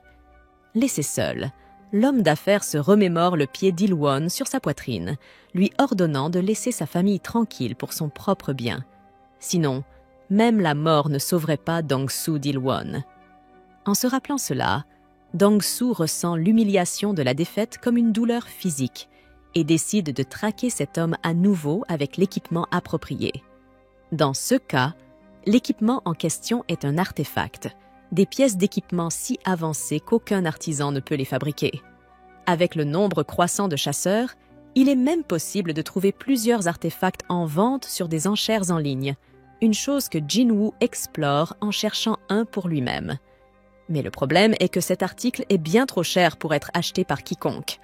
Ayant besoin d'un meilleur équipement pour retourner au château des démons, Jin-woo pense à vendre l'orbe d'avarice. Mais un objet aussi puissant soulèverait des questions sur la manière dont un chasseur de rang E a pu se le procurer. Au milieu de cela, le garçon remarque qu'un groupe de mineurs recrute des chasseurs pour un raid de rang E. Pendant ce temps, Go Gunhee consulte les données de Jin-woo datant d'il y a 4 ans, lorsque sa photo était encore très différente de celle d'aujourd'hui. Pour cette raison également, le président demande si le garçon aurait pu falsifier son rang, et Jin-chul répond qu'il existe des archives montrant que Jin-woo a été gravement blessé à plusieurs reprises, ce qui rend difficile de croire qu'il ait pu le faire. D'ailleurs, il a couvert les frais de traitement du sommeil éternel de sa mère et les études de sa sœur. Go commente qu'on ne voit plus cette dévotion chez les jeunes de nos jours, et Jin-chul remarque dans les dossiers que Jin-woo a rejoint une équipe de mineurs pour un raid. Gun-hee déclare alors qu'il est difficile de prévoir les actions de ce garçon. Lorsque Jin-woo arrive au travail, le patron lui demande s'il est de rang E, ce qu'il confirme. Ensuite, le patron lui demande s'il a de l'expérience en minage, et la réponse est négative. En imaginant que le chasseur est du type combat, le patron conclut qu'il ne devrait pas s'inquiéter de la forme physique du travailleur. Il lui dit qu'il y a beaucoup de gars comme Jin-woo, alors qu'ils se détendent, tout ira bien. Lorsque l'homme s'éloigne, Jin-woo réfléchit que les raids les plus difficiles nécessitent un certain degré de spécialisation. Par exemple, l'équipe d'attaque s'occupe des monstres magiques, l'équipe de minage extrait les cristaux de mana et l'équipe de collecte récupère les carcasses des monstres. Bien qu'il y ait beaucoup de personnes impliquées, Jin-woo pense que le profit en vaut la peine, même si les donjons de ce niveau sont remplis de dangers inimaginables. À ce sujet, alors qu'il entend le rugissement féroce provenant de l'intérieur de la grotte, Choi invoque une boule de feu extrêmement puissante qui pulvérise les monstres géants devant lui. Ensuite, il demande aux tanks de faire leur travail, et les chasseurs portant des boucliers forment une barrière devant le maître. Une boule de feu qui les atteint est bloquée par un sort combiné des porteurs de boucliers. Cela fait, le groupe avance plus profondément dans le donjon. Non loin de là, Jin-woo entend que l'équipe d'attaque s'apprête à partir, ce qui lui fait comprendre que tout dans le donjon a déjà été éliminé, sauf le boss. Quand il a croisé Choi Jong-in hier, Jin-woo savait que cet homme était puissant, mais nettoyer un donjon de rang A sans transpirer, c'est tout simplement impressionnant. Pendant ce temps, en passant près des mineurs, la seconde commandante de la guilde des chasseurs, le 9e rang S en Corée, Cha-ha, surnommée la ballerine, entre en scène. Immédiatement, elle perçoit une aura inhabituelle parmi les travailleurs, pensant même que le président Go pourrait être présent. Finalement, maintenant que l'équipe d'attaque a terminé sa mission, c'est au tour des mineurs et des collecteurs de se mettre au travail. Une fois à l'intérieur, Jin-woo est davantage préoccupé par un signal de puissance magique qu'il détecte venant des profondeurs de la grotte, probablement émis par le boss de ce donjon de rang A qui semble plus fort que Vulcan et Métis dans le château des démons. Sachant cela, Jin-woo brûle d'envie de descendre immédiatement pour tester la puissance d'un tel monstre. Autour de lui, il entend un groupe de mineurs se moquer d'un novice de rang E qui a rejoint l'équipe, ce qui lui rappelle que les individus de bas niveau sont toujours traités de la même manière. De plus, lorsqu'un homme bouscule Jin-woo et tente de l'intimider, il recule rapidement dès que le jeune homme révèle son œil imprégné de mana. Par ailleurs, pendant qu'il mine, d'autres collègues remarquent que Jin-woo est bien trop fort pour être un individu de si bas rang, mais quoi qu'il en soit, c'est une bénédiction pour l'équipe de minage. Plus tard, à l'heure du déjeuner, Jin-woo profite que tout le monde quitte les lieux pour planifier de se rendre dans la salle du boss. Il sait que s'il vainc le boss, le portail se refermera, ce qui entraînera une grande perte pour la guilde, mais cela ne l'empêche pas de vouloir infliger quelques coups au monstre. Cependant, à ce moment précis, Cha-ha apparaît, pressant un mouchoir contre son nez, et demande ce que le travailleur fait ici. Jin-woo pense qu'il s'agit d'un geste sacrément imprudent de sa part, et, avec un soupir résigné, il dit à Cha-ha qu'il s'est simplement perdu et qu'il s'est retrouvé ici. Elle lui demande s'il fait partie de l'équipe d'exploitation minière et l'informe sans ménagement qu'il s'agit de la salle du patron, lui ordonnant de reculer. Jin-woo admet silencieusement que Cha-ha est à la hauteur de sa réputation, car il ne l'avait même pas entendue arriver avant qu'elle ne prenne la parole. Cha-ha remarque alors que la dague qu'elle avait vue plus tôt dans la main de Jin-woo a disparu, se demandant si ses yeux ne lui jouaient pas un tour. Jin-woo s'excuse de s'être égaré, une trace de regret colorant son ton, et elle lui lance de sortir immédiatement, de peur qu'il n'aggrave la situation du patron. Jin-woo tente de partir, mais alors qu'il passe devant Cha-ha, celle-ci remarque quelque chose d'anormal et lui ordonne de s'arrêter. Lorsqu'il s'arrête, elle le hume et s'étonne qu'il n'en peste pas. Elle lui demande s'il est vraiment un chasseur, et après avoir confirmé qu'il l'est et qu'il est classé E, elle se demande si quelque chose ne va pas. Ikku l'en dissuade et lui conseille d'être prudent en sortant. Alors qu'il se retourne pour partir, elle se demande si l'absence d'odeur nauséabonde chez lui est due à son faible rang. Dans un moment de réflexion silencieuse, elle admet qu'en réalité, il sent incroyablement bon. Ensuite, nous voyons Jin-woo retourner dans le donjon après sa pause, tandis que ses compagnons mineurs ressentent une pointe d'envie en réalisant qu'il a eu la chance de rencontrer Cha-ha lorsqu'il s'est perdu. Ils mentionnent qu'ils ne peuvent que l'admirer de loin et expliquent qu'elle patrouille sans relâche la zone pour les protéger du boss, sacrifiant même son propre temps de repos. Avec une lueur d'admiration mêlée de mélancolie, Jin-woo comprend que c'est pour cette raison qu'elle se trouvait près de la salle du boss. Le chef des mineurs lui confie qu'elle est un peu mal à l'aise face à l'odeur des autres chasseurs. Les mineurs ajoutent que cela est dû à sa constitution unique, ce qui explique pourquoi elle couvre toujours son nez avec un mouchoir. Jin-woo réfléchit alors au fait que sa réaction à son égard était nettement différente et se demande si cela signifie qu'il ne porte pas l'odeur typique des chasseurs. Il se rappelle que le boss de la Porte Rouge avait dit quelque chose de similaire et en conclut que c'est sans doute parce qu'il est simplement un joueur. Avec un mélange subtil de curiosité et d'incertitude, il s'interroge sur ce que signifie réellement être un joueur, bien qu'il n'en ait absolument aucune idée. Plus tard, on le voit recevoir son paiement après la fin des travaux miniers, et le chef des mineurs lui exprime sa gratitude, reconnaissant qu'ils ont terminé plus tôt que prévu grâce à lui.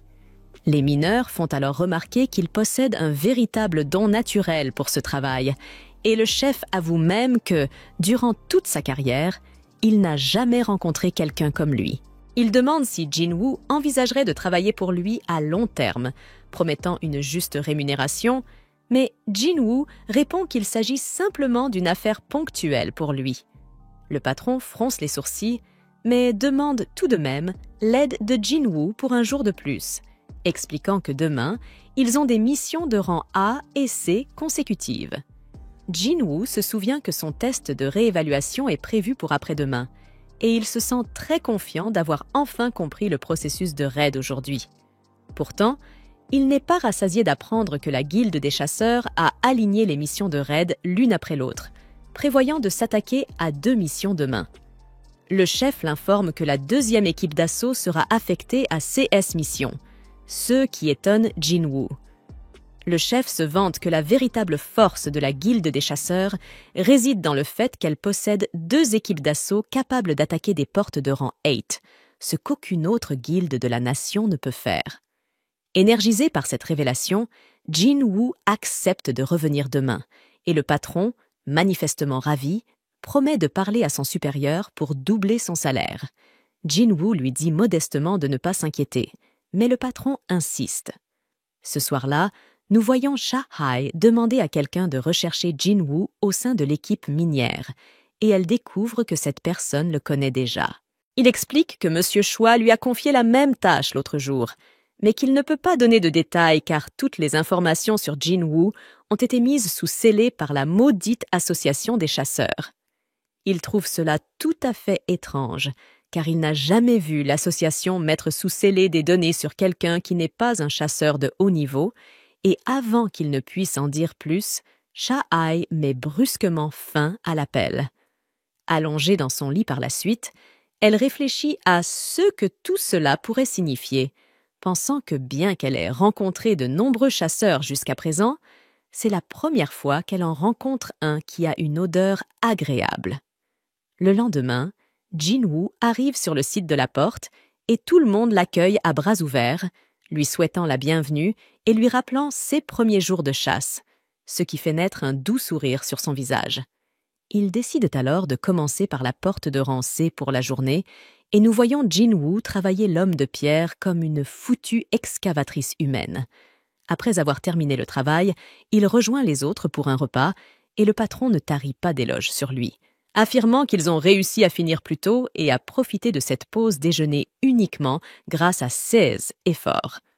Le patron se demande même si Jin-woo ne veut vraiment pas rester avec eux, proposant de le payer 5 fois plus que d'habitude.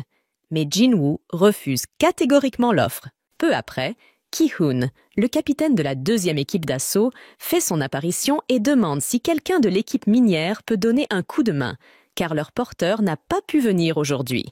Le chef des mineurs suggère que l'équipe de récupération serait plus adaptée pour transporter du matériel. Mais Ki-hoon rétorque qu'ils ont déjà mentionné être en sous-effectif. Visiblement agacé, le chef n'est pas enchanté par cette demande. Et Ki-hoon renchérit en proposant une prime de risque à ceux qui accepteraient d'accompagner son équipe dans le donjon. Cependant, le chef refuse catégoriquement, affirmant que des chasseurs de bas rang comme eux ne sont pas adaptés pour servir de porteurs dans un donjon de ce niveau et qu'aucune somme d'argent ne changerait cela. Malgré tout, Kuma tente une dernière fois de voir si quelqu'un est intéressé, et Jin-woo lève la main avec assurance. Le chef essaie de le dissuader, mais Jin-woo lui répond de ne pas s'inquiéter, confiant en son propre courage. Malgré leurs protestations et leurs avertissements à Ki-hoon sur le fait que Jin-woo est nouveau et ne sait pas dans quoi il s'embarque, Kuma se contente de lui demander son rang. Lorsqu'il apprend que Jin-woo n'est qu'un rang E, il estime qu'il n'y a pas de mal à l'emmener avec eux. Ils se dirigent alors vers la porte, et Jin-woo ne peut s'empêcher de remarquer que celle-ci est plus grande que celle d'hier. Ki-hoon commente que bien qu'elle soit plus imposante, son énergie magique n'est pas aussi puissante que celle de la précédente, le rassurant sur le fait qu'elle n'est pas dangereuse. Après tout, la deuxième équipe ne serait pas là autrement. Jin-woo remarque rapidement que l'équipe est composée de 6 chasseurs de rang A et de 3 chasseurs de rang B, une formation qui reste qualifiée d'équipe d'assaut même en l'absence d'un membre de rang S. Alors qu'il pénètre dans la porte, Jin-woo se dit que la magie ici est probablement plus faible qu'auparavant, mais il ne peut s'empêcher de ressentir une atmosphère inquiétante qui lui rappelle la porte rouge. Le soigneur de l'équipe lui conseille de ne pas trop s'inquiéter, lui assurant que tous les chasseurs ici sont extrêmement compétents et que rien ne tournera mal tant qu'ils restent avec eux. Pendant ce temps, Ki-hoon est persuadé qu'une fois cette mission de raid terminée, il sera officiellement promu capitaine de l'équipe. Il est convaincu qu'il peut assumer ce rôle, même s'il n'est pas aussi redoutable que leur capitaine ou vice-capitaine actuel. Soudain, ils sentent la présence de monstres devant eux et passent immédiatement à l'action sans attendre d'autres ordres. Ils sont attaqués par des chacals de donjon, mais ces créatures sont trop faibles et l'équipe les élimine en quelques secondes à peine.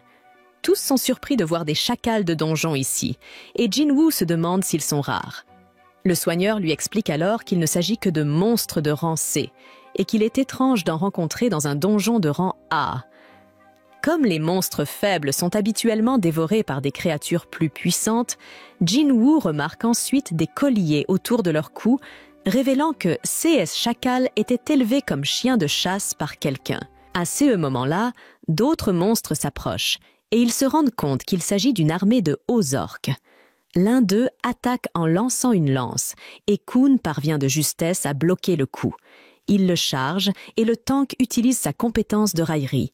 Mais elle s'avère inefficace, car les monstres s'attaquent à ceux qui sont dans le dos. Bien qu'un des chasseurs parvienne à les repousser, les orques ne subissent aucun dégât grâce à leur forte résistance à la magie. La mage du groupe lie alors l'un des monstres qu'elle ne peut retenir parce qu'il est trop fort. Alors la mage de feu invoque 2 soldats de feu pour l'aider. Pendant que les soldats du feu attaquent les orques, le reste de l'équipe se bat avec acharnement. Les orques parviennent à blesser l'artiste martial de l'équipe, ce qui les pousse à demander de l'aide à la guérisseuse, qui est déjà occupée à soigner le tank. Kun pense qu'ils sont en infériorité numérique et craint que ce soit leur fin lorsque les orques coupent même un bras du chasseur. Kun espère silencieusement que personne ne mourra ici et le guérisseur intervient pour régénérer entièrement le bras perdu, tandis que le mage à lunettes retient les orques. Un orque apparaît soudain derrière la guérisseuse, qui semble accepter sa mort imminente, jusqu'à ce que Jin-woo intervienne. En utilisant sa main de souverain, il tue l'orque en lui arrachant la colonne vertébrale. Le soigneur reste perplexe, se demandant ce qui vient de se passer, tandis que Jin-woo utilise sa compétence de furtivité pour aider les autres chasseurs, attaquant les orques dans l'ombre afin de les affaiblir sans être repérés. Les chasseurs sont surpris de voir les orques soudainement vaciller, mais ils saisissent l'occasion et lancent une offensive totale, abattant les monstres les uns après les autres.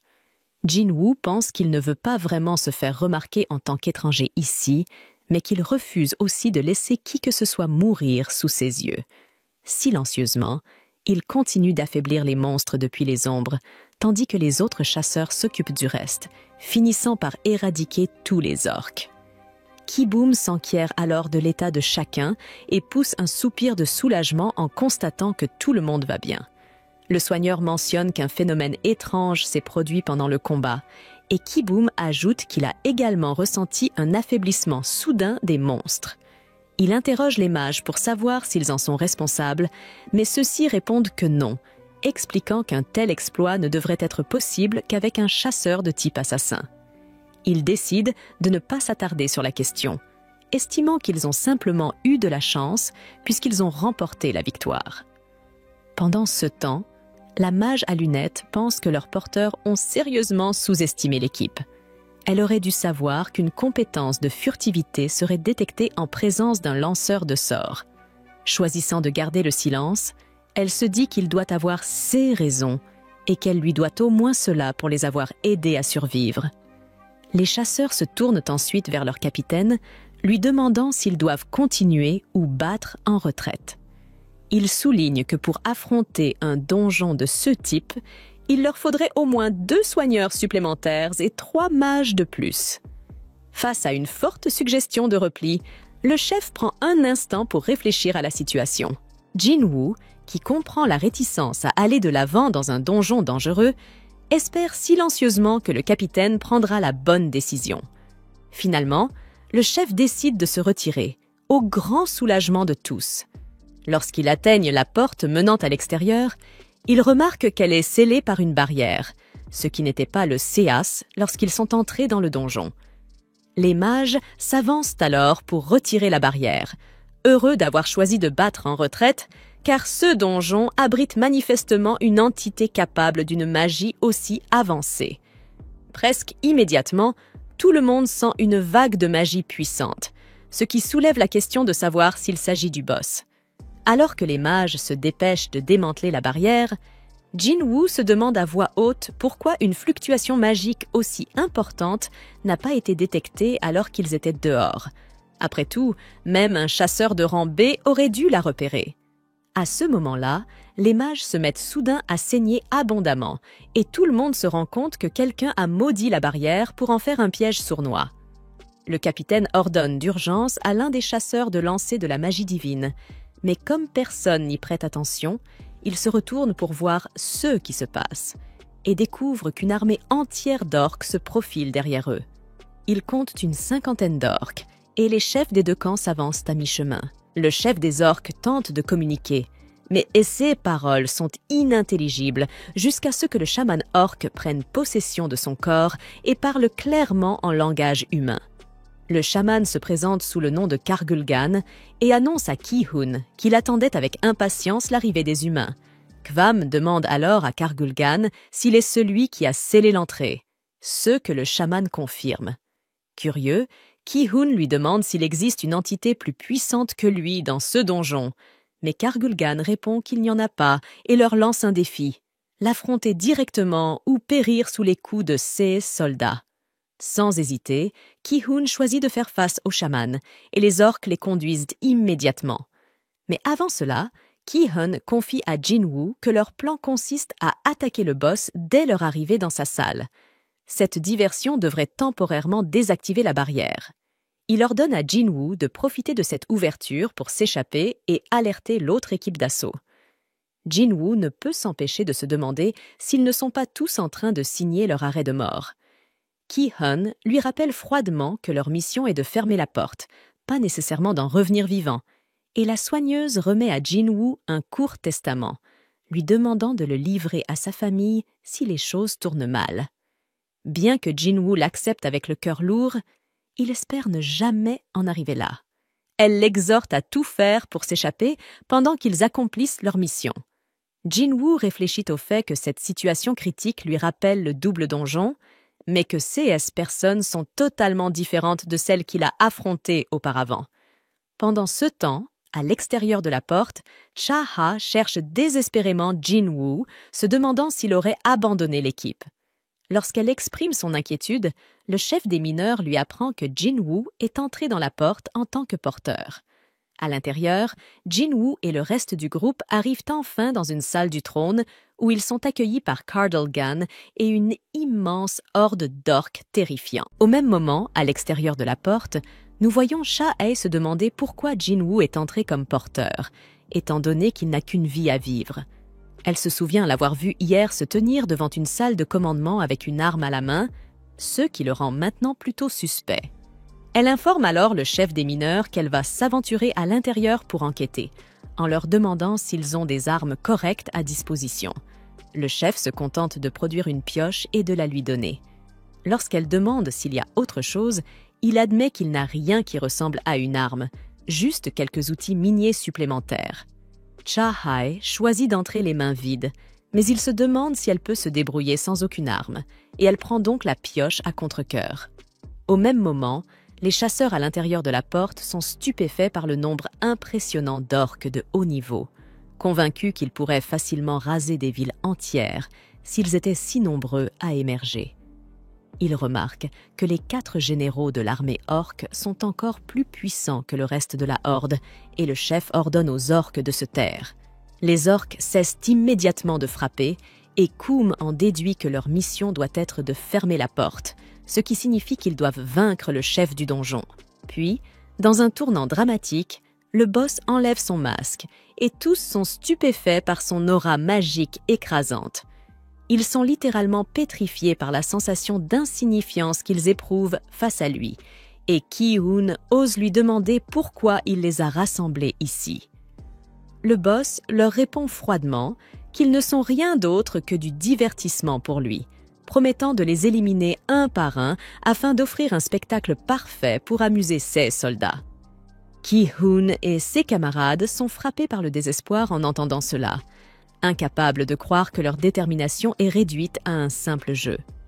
Ils regrettent qu'ils ne soient que des jouets jetables destinés à être éliminés. Pendant ce temps, en remarquant Jin-woo parmi eux, le boss perçoit qu'un élément étrange s'est infiltré parmi les humains. Indifférent, Ki-hoon se jette sur le boss pour attaquer et ordonne aux autres de le suivre, mais tous restent figés par la peur. Impassible, il attaque le boss seul, mais ce dernier contre avec un bouclier magique. Le boss libère alors sa magie gravitationnelle, projetant Ki-hoon au sol, puis violemment contre le plafond comme une poupée de chiffon, répétant cette brutale manœuvre plusieurs fois. 6 coéquipiers regardent avec horreur alors que Ki-hoon est malmené, mais avant qu'il ne soit trop tard, Jin-woo intervient pour le sauver et le dépose délicatement au sol. Bien que Jin-woo pense qu'il ne devrait pas interférer, car cette mission revient à la guilde des chasseurs, il ne peut pas rester passif alors que toute l'équipe d'assaut est en danger. L'un des orques se jette alors sur lui, mais il stoppe son avancée d'un geste et l'anéantit instantanément avec sa technique main du souverain. Il se tourne ensuite vers Ki-hoon et lui demande calmement s'il peut prendre en charge tous les monstres magiques de la zone, ce à quoi Ki-hoon, n'ayant pas d'autre choix, accepte volontiers. Le boss, observant la scène, considère les démonstrations de ses ennemis comme de simples accès d'arrogance imprégnés de magie brute.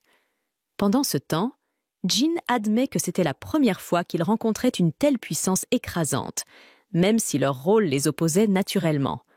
Avec une détermination farouche, il invoque alors son armée des ombres, jurant de mettre fin au règne du boss une fois pour toutes.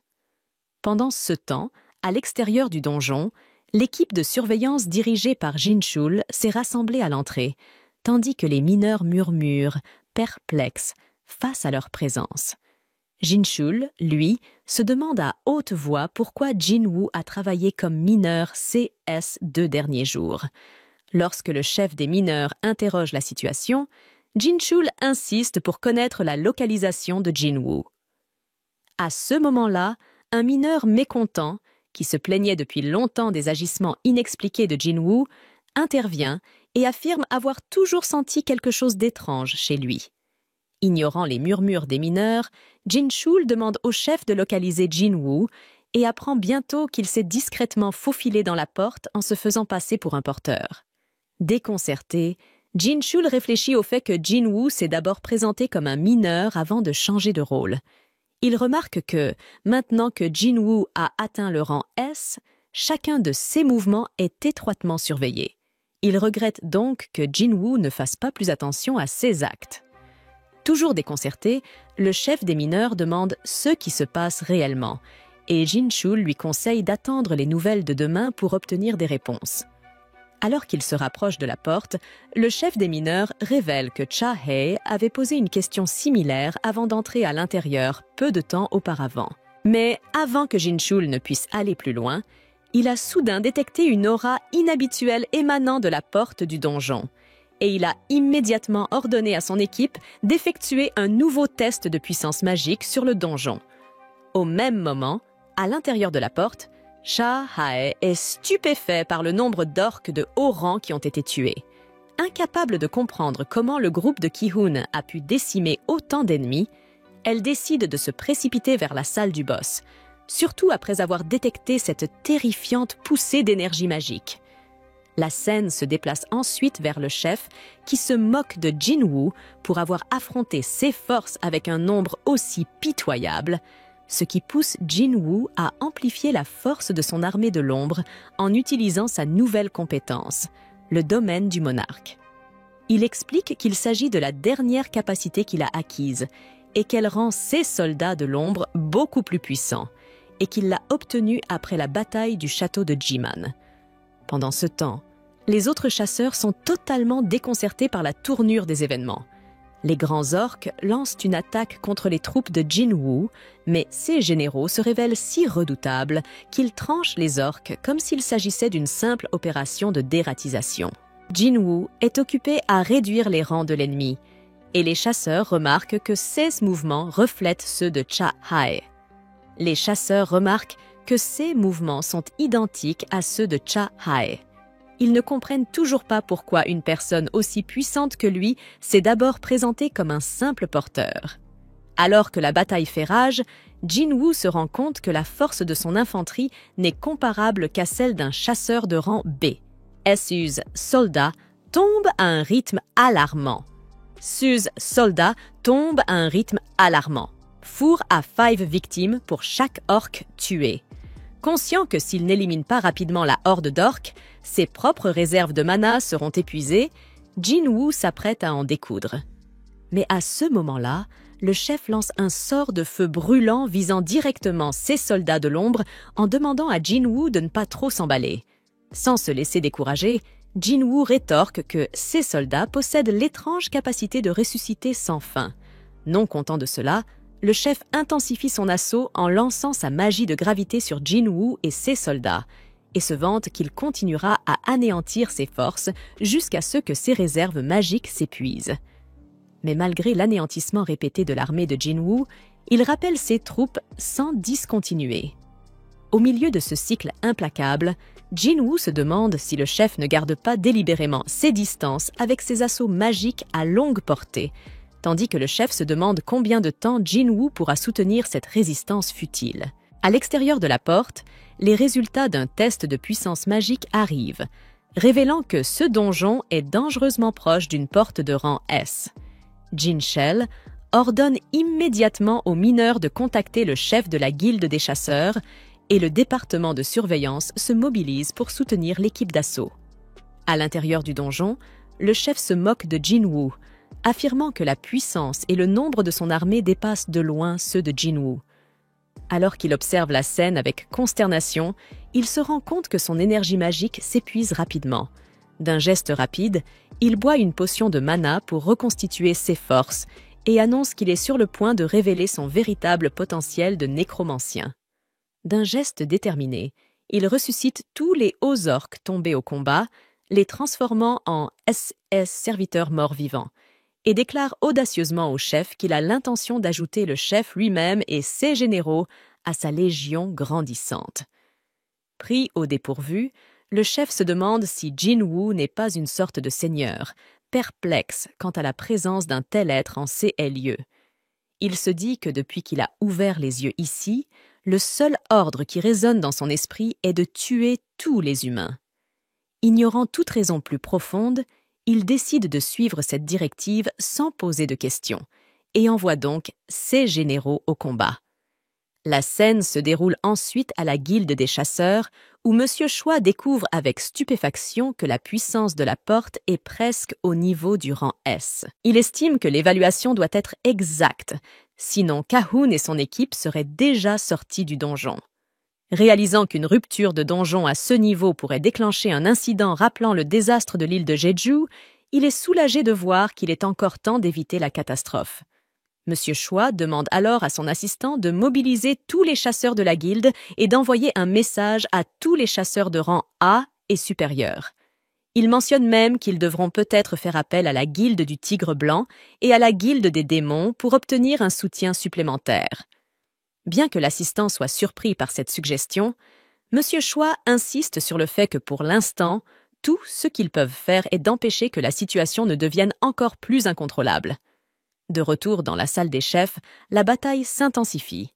Le général de Jin-woo affronte en duel le commandant orc, tandis que ses propres forces submergent l'ennemi. Mais à son grand désarroi, le chef voit ses propres généraux se débattre et tomber, ce qui pousse d'autres chasseurs à se précipiter à l'aide de Jin-woo.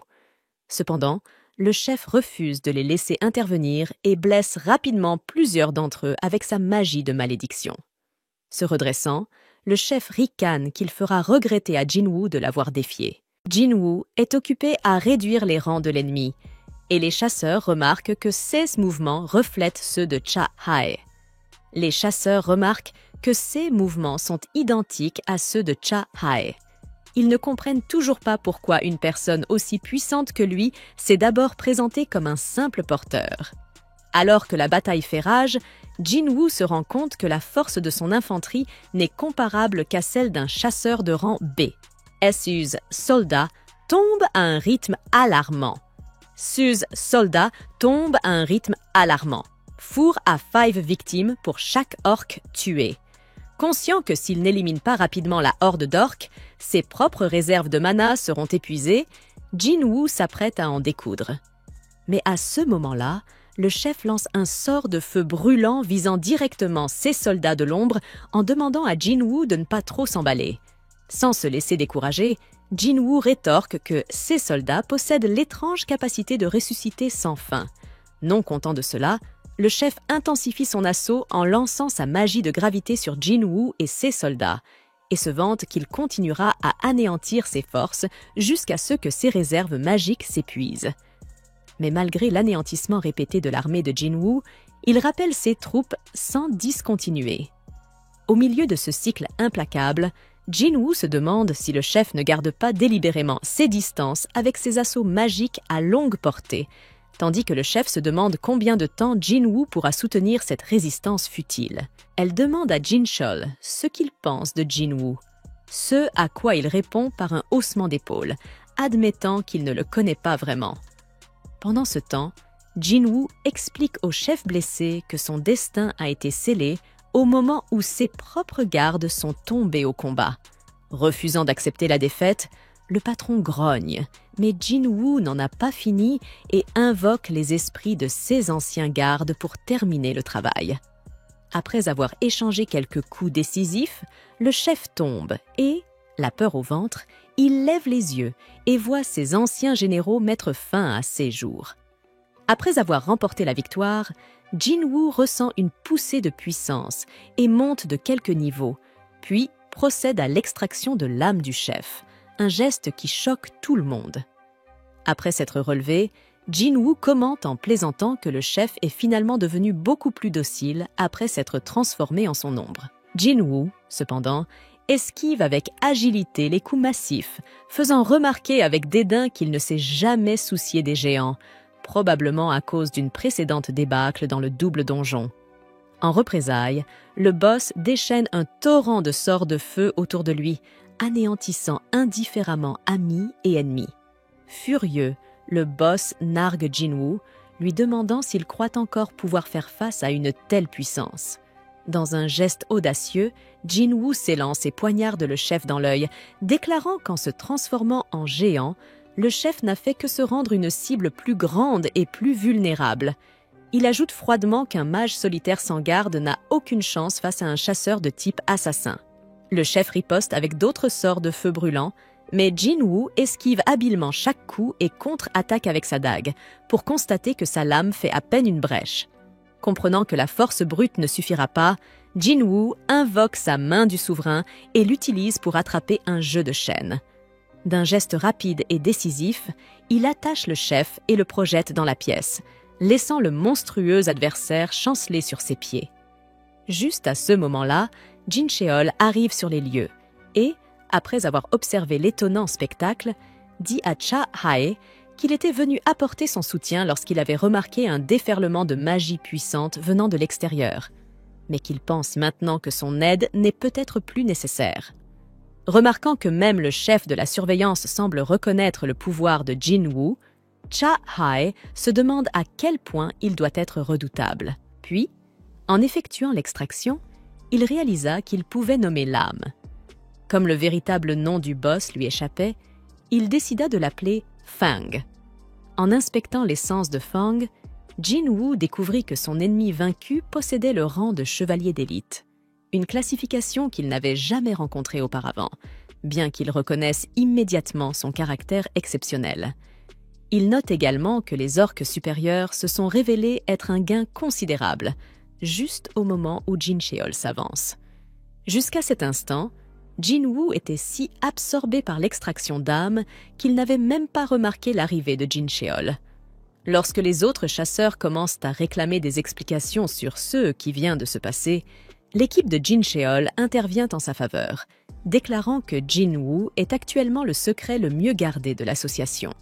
Ils demandent à tout le monde de garder les événements du jour confidentiels, expliquant que Jin-Woo a déchaîné la puissance d'un chasseur de rang S uniquement pour les protéger.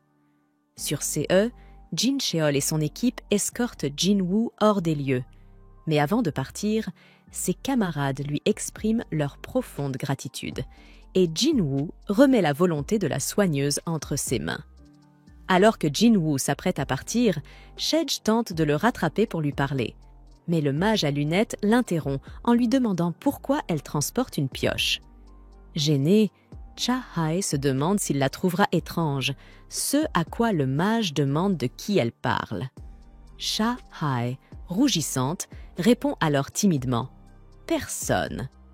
Plus tard, Monsieur Choi reçoit un rapport sur l'incident et est totalement stupéfait par la multitude de capacités que Jin-Woo a démontrées. Il demande à Ki-hoon de comparer la force de Jin-Woo à la sienne, notant que si les raids classiques reposent sur la coordination de nombreux chasseurs, Jin-Woo défie cette norme en opérant seul.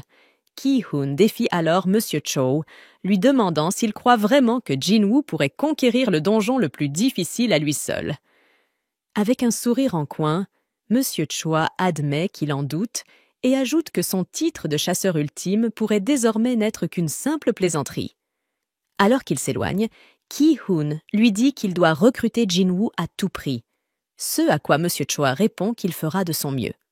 Pendant ce temps, Jin-Woo retrouve Léo et lui demande comment se sont déroulées les négociations avec le maître de la guilde. Léo lui raconte les détails, puis la scène se déplace vers l'association des chasseurs. Là-bas, un acteur célèbre nommé Lee Min-sung vient tout juste de s'éveiller en tant que chasseur, attirant une horde de journalistes venus couvrir cette nouvelle sensationnelle.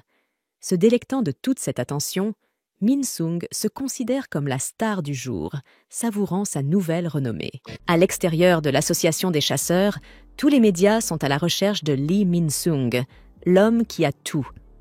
Observant l'intense activité médiatique depuis une voiture, Min-sung avoue qu'il aime ce genre d'attention. La voiture arrive alors et dépose Baek Yoon-ho de la guilde du Tigre Blanc et Choi de la guilde des chasseurs, ce qui fait que tous les médias se précipitent vers eux pour leur demander s'ils sont venus recruter Lee Min-sung. Cependant, Baek n'a aucune idée de qui est cette personne. Choi répond que Min-sung a déjà signé avec la guilde des moissonneurs et qu'ils étaient donc là pour discuter d'autres sujets, ce qui fait fuir la presse qui n'était intéressée que par un article sur cet homme. Laissé en paix, Baek parle à Choa du problème du portail de rang A qui a failli devenir de rang S. Mais le maître de l'association ne pense pas que ce soit aussi grave que l'incident du portail rouge qui a coûté la vie à un joueur de rang A de Tiger White. Quoi qu'il en soit, l'implication de Jin-woo dans ces incidents a ébranlé les structures de la guilde. Et la vérité est que les deux maîtres de la guilde sont maintenant à la recherche d'un chasseur de rang S, intensifiant la rivalité entre les deux organisations qui sont toutes deux à la recherche de ce mystérieux jeune. Soudain, un homme portant l'emblème de la guilde des moissonneurs s'approche et leur demande s'ils sont là pour leur voler Min-sung. Mais les rangs S répondent avec colère qu'ils se fichent éperdument de ce type. Loin d'eux, Jin-woo n'est qu'une balade pour sa réévaluation, mais il ne comprend pas ce qui se passe autour de lui.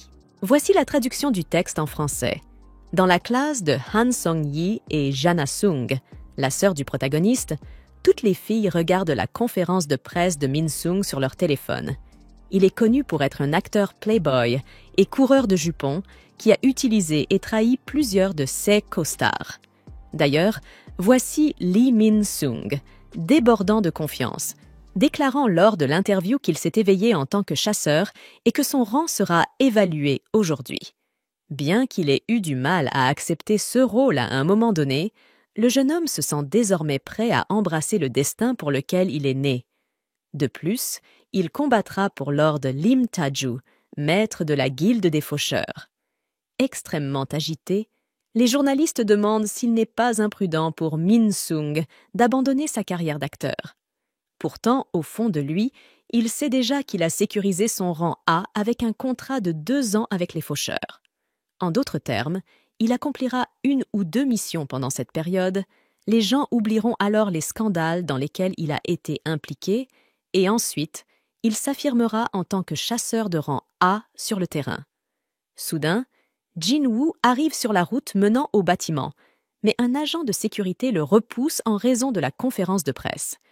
Jin-woo répond qu'il a un rendez-vous avec l'association, mais malgré cela, la sécurité l'empêche de passer. Min-sung se demande qui est cet idiot qui essaie d'entrer, jusqu'à ce que le président Go arrive et remette en question l'autorité de la sécurité, affirmant que ce n'est pas à eux de décider si le garçon peut entrer ou non, car il est son invité. De plus, Go a clairement fait savoir qu'il ne voulait pas de conférence à ce moment-là. Ayant vu son moment complètement interrompu, Min-seong annonce aux médias qu'il va rapidement vérifier ce qui se passe avec l'association.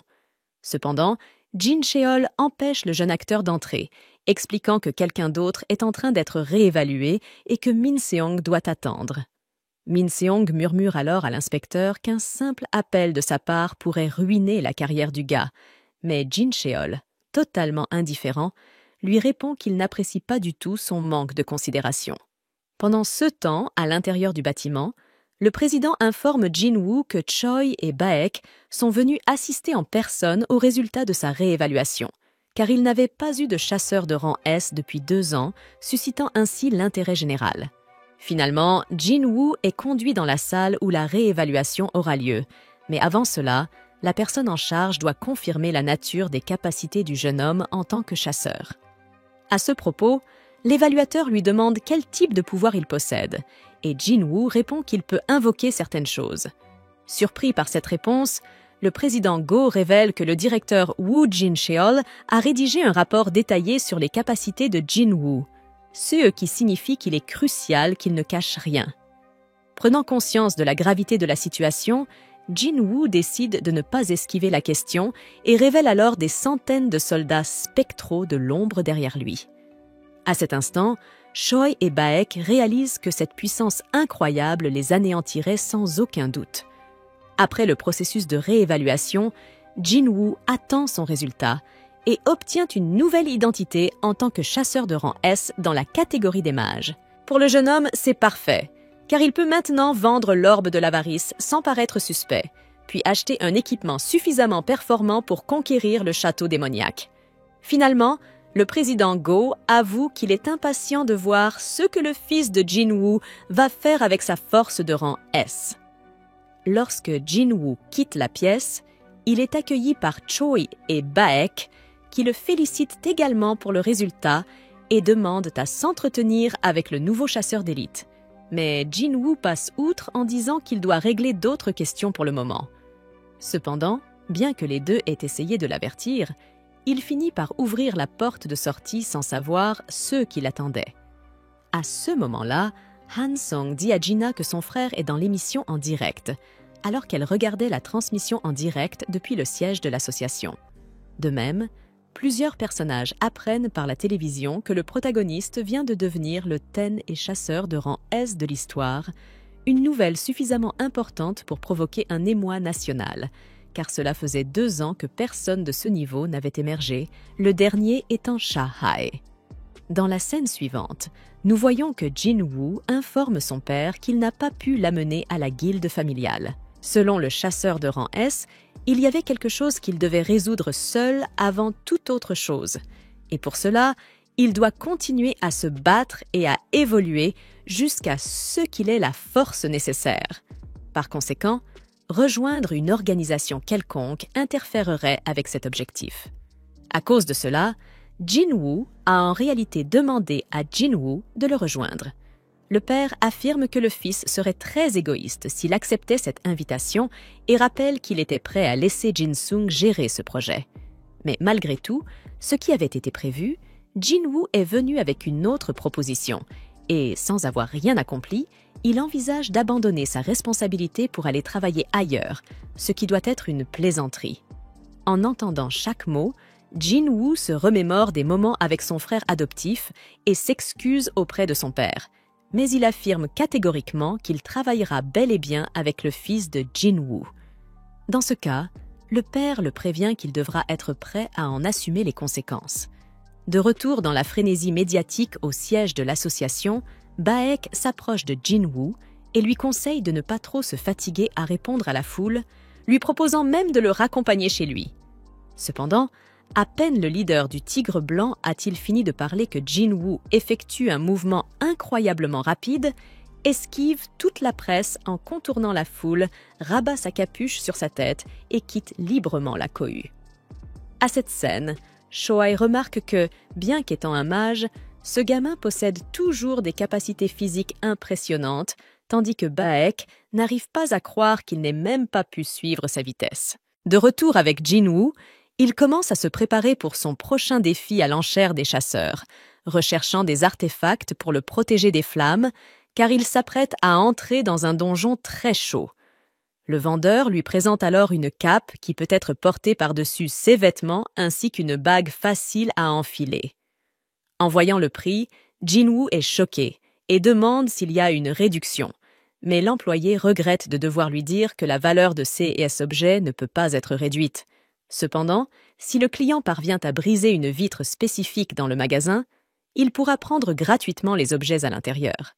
Cette vitre est magiquement renforcée pour résister aux griffures. Même des chasseurs de rang A Jin-woo s'approchent de la vitre et ressent un flux d'énergie magique, mais rien de bien sérieux. Alors il concentre une certaine quantité de mana dans son poing droit. Immédiatement, le vendeur précise que ce n'était qu'une plaisanterie, car la moindre vibration déclenche la sécurité, même si la vitre ne se brise pas. Gêné, Jin-woo dit qu'il cherchait aussi des dagues, et un autre employé, responsable de ces produits, s'avance pour l'aider.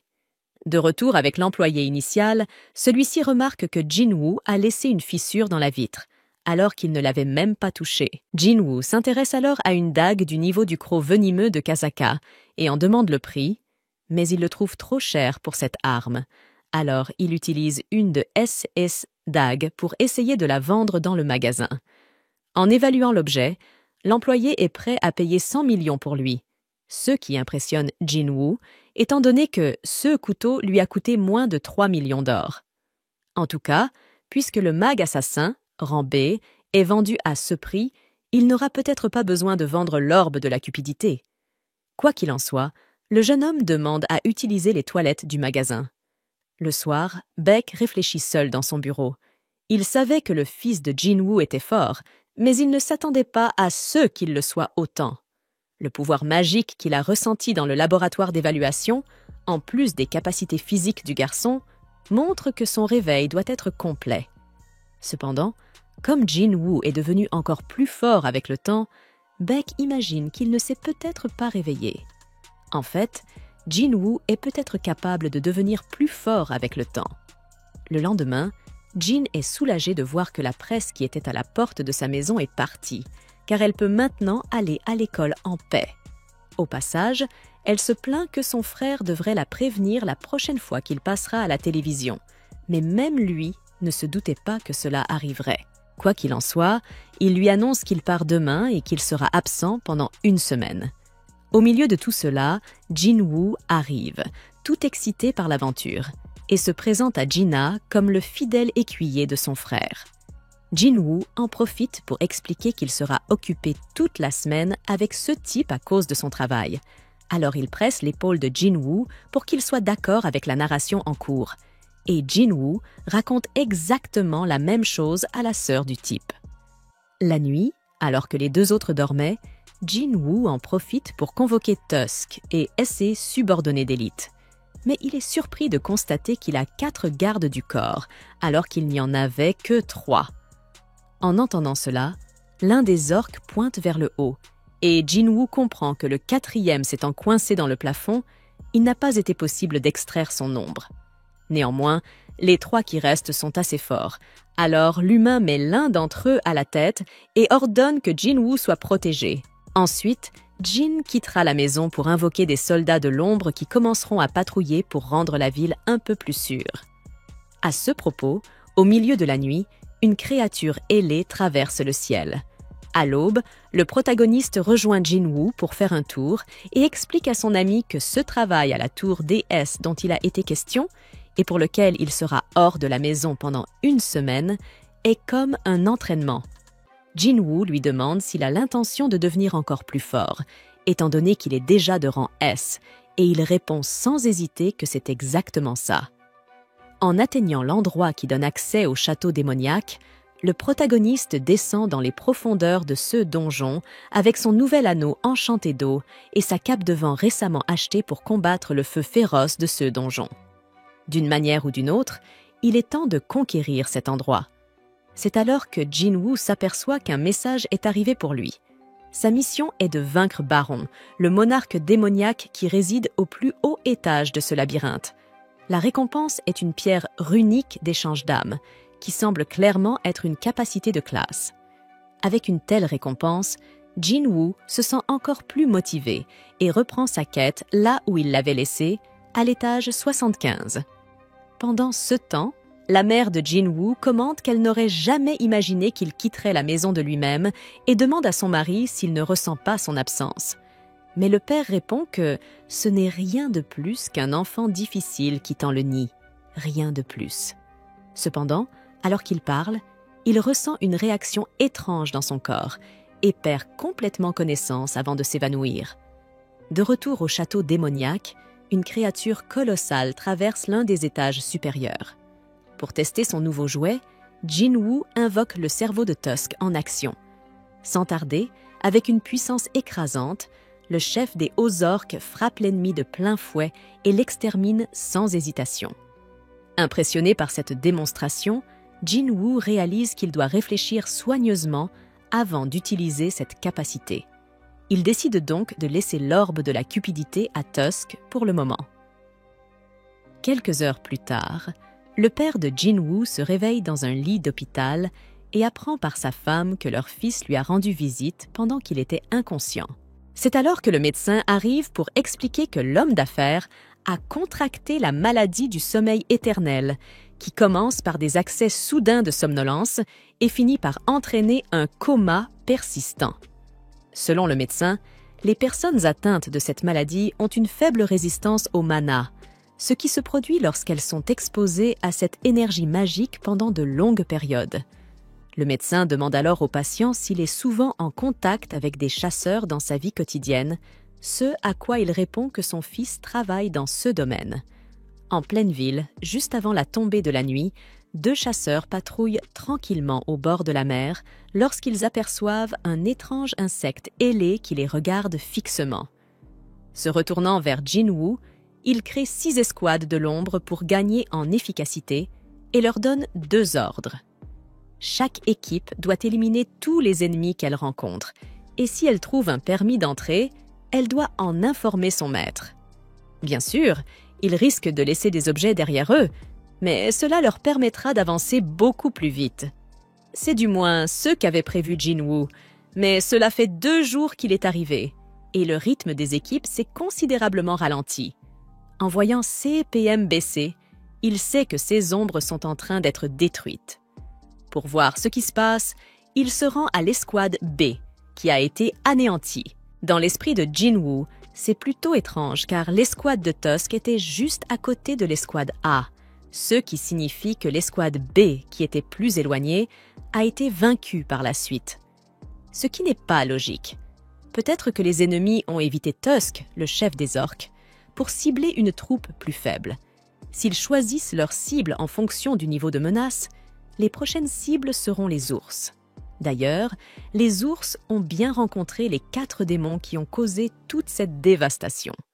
Faisant preuve d'une habileté sans pareille, ces démons avancent et font à nouveau des ravages dans les lignes ennemies. En regardant la bataille, Jinwoo comprend maintenant pourquoi ces soldats ont été vaincus. À ce moment, l'un des démons supérieurs attaque l'humain, qui esquive chaque coup infâme et répond par un coup de pied qui envoie son adversaire sur une distance absurde. Puis, 2 autres démons attaquent, et Jinwoo les tue facilement avec sa dague. Ensuite, alors qu'il s'approche du dernier adversaire, Jinwoo trouve la réponse à une question qu'il s'est toujours posée. Les monstres magiques ont-ils peur ? En s'approchant de la cible, il se rend compte que c'est effectivement le Sia.